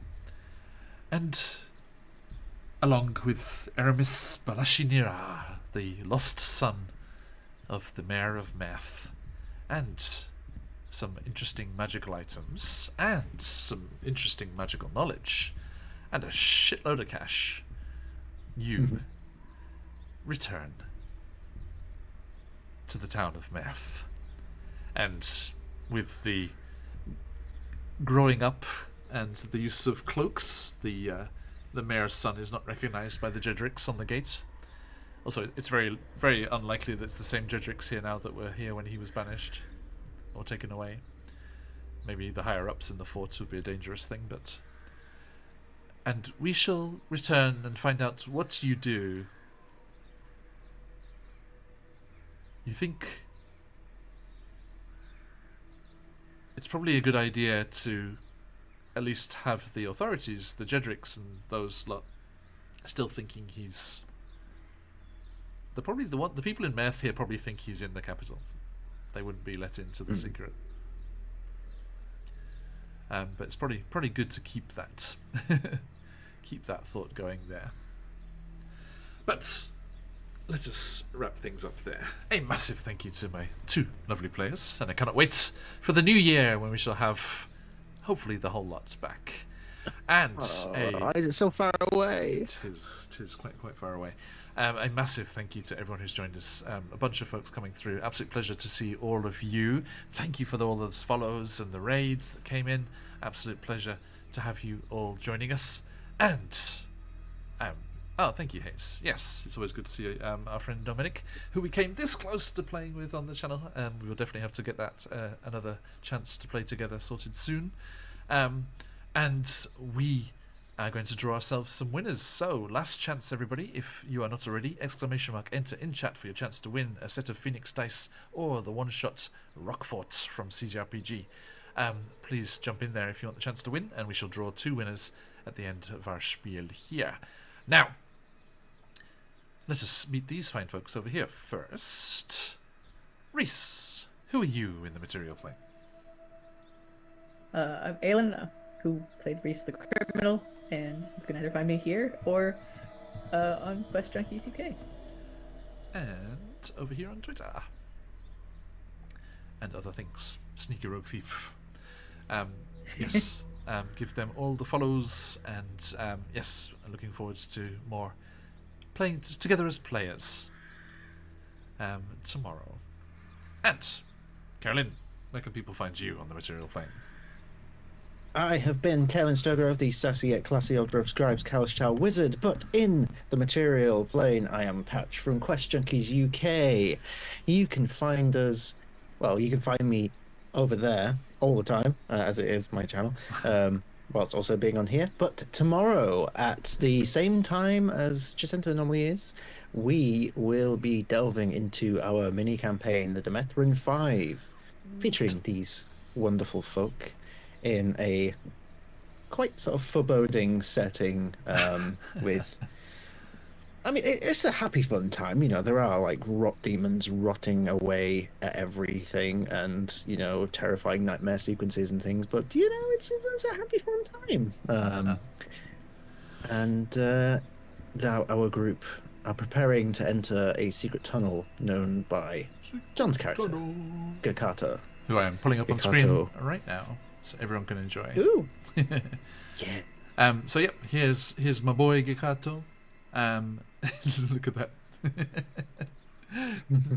Let me zoom in a little for you. Fine folks back home. They will be heading through these secret caverns to delve deeper within the northern wastes of Demethrin to find out the source of this deadly rot and whatever is behind the truth of these dreams, nightmares, visions, whatever they are that they keep having. Cannot wait. Especially... Go for it. I would say, especially after certain revelations from the last session. Indeed. And yes, I did inflict some of our own one-shot roulette shenanigans upon myself. As you can see, Gakato is a 5th level ranger, 1st level blood hunter, 1st level druid, 3rd level fighter, 2nd level sorcerer. Do join us. So I don't get to be a player very much, so play all the characters at once. Hells yeah. All right. Thank you, my friends. Quite the multi-class. Yes, not an intentional one, Bad of Bronze. There is no secret, broken, like uber powerful multi-class that I've put together. It was just random shenanigans. Just a broken player. Fun and chaos. Yay. Mm-hmm. And I cannot wait. And we shall see you all there. Okay, so smites instead of sorcery points. Maybe a gift from the courts of the Shadow Fae, Reveljacks. Right, my friends, yes, we are QuestJunkiesUK, and you can join us anytime you fancy. Lots and lots of campaigns going on over here. We'll be back at the start of the week or the end of the weekend, depending where you are, with the fabulous crew from the Hunger of Ithrin as they continue to delve through the lost Nethery city beneath the ice of Icewind Dale. We'll be joined there by the fabulous Jess, Angry Nerd Girl, who is currently celebrating because the packet from the MCDM monster book, Flea Mortals, that was just released, contains her contribution to the book, which was all of the hags. Oh. And I was not surprised in the latest when I watched the announcement video from Matt Colville, and he says, yes, we have a boss hag and she's very nasty, but she likes cats. I was like, hello, Jess. We see you. We see you.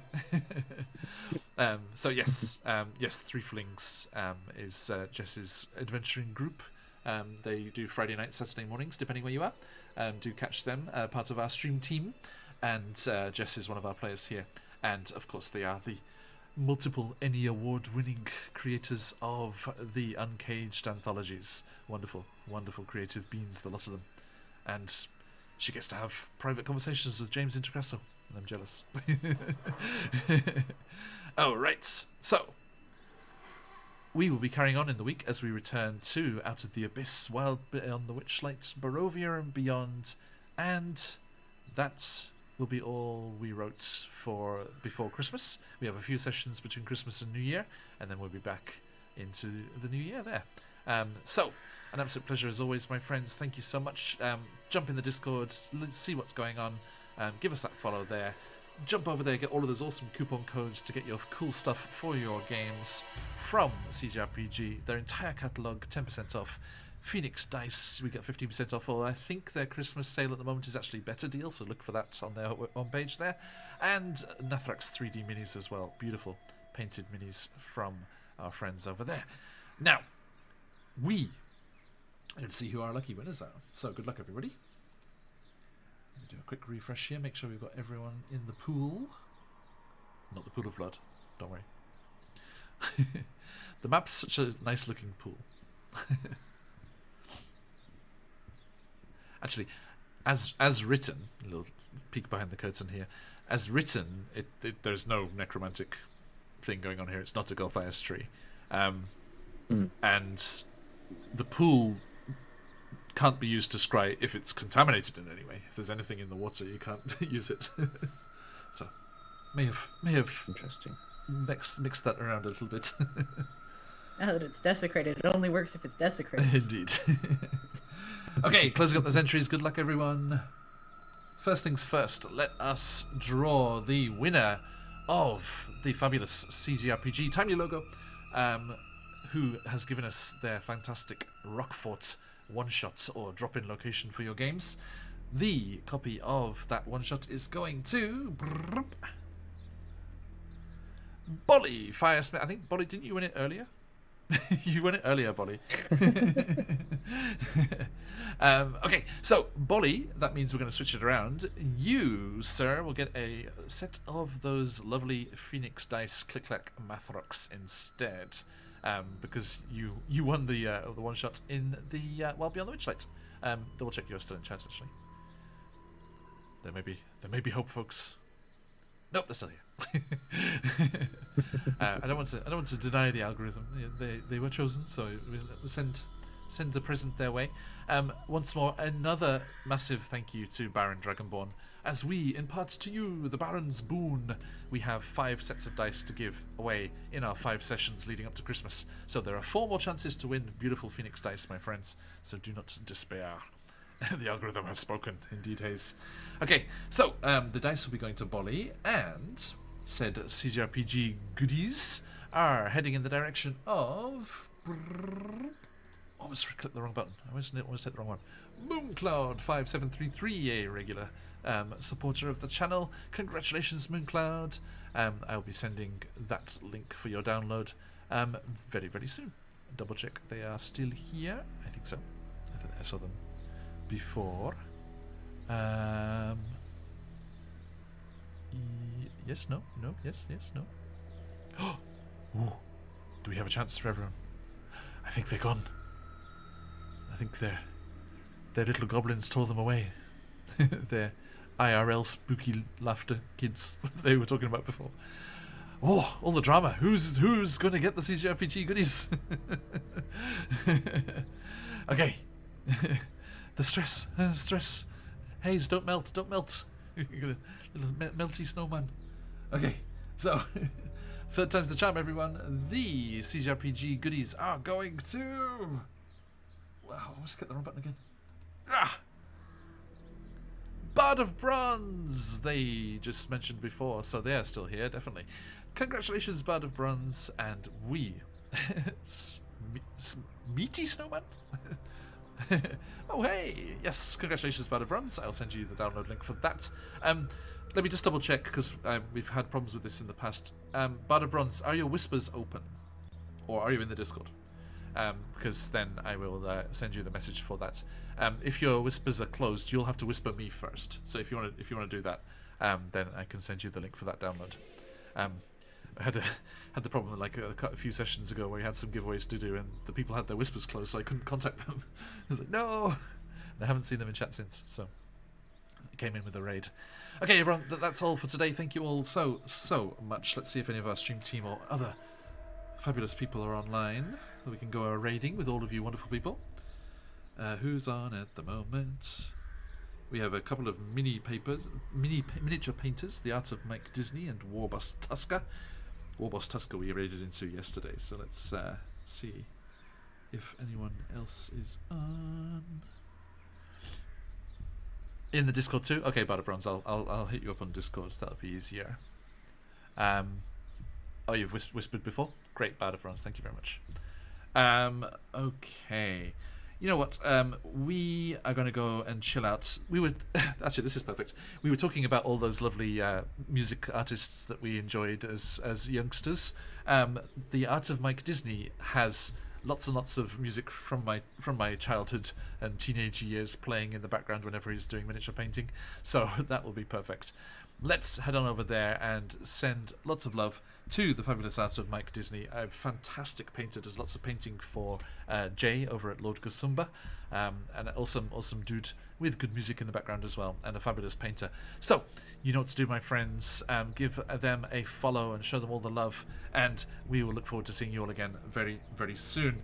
Enjoy the beautiful outro from Patch, the wonderful work of Patch here, as you can see our Chessenta's Tyranny outro, and we will see you all again very, very soon. But till that time, you know what to do, my friends. Stick around for that raid. If you've got 'em, let those phoenixes fly. But till next time, as we like to say around these parts, Oyasumi. Oyasumi.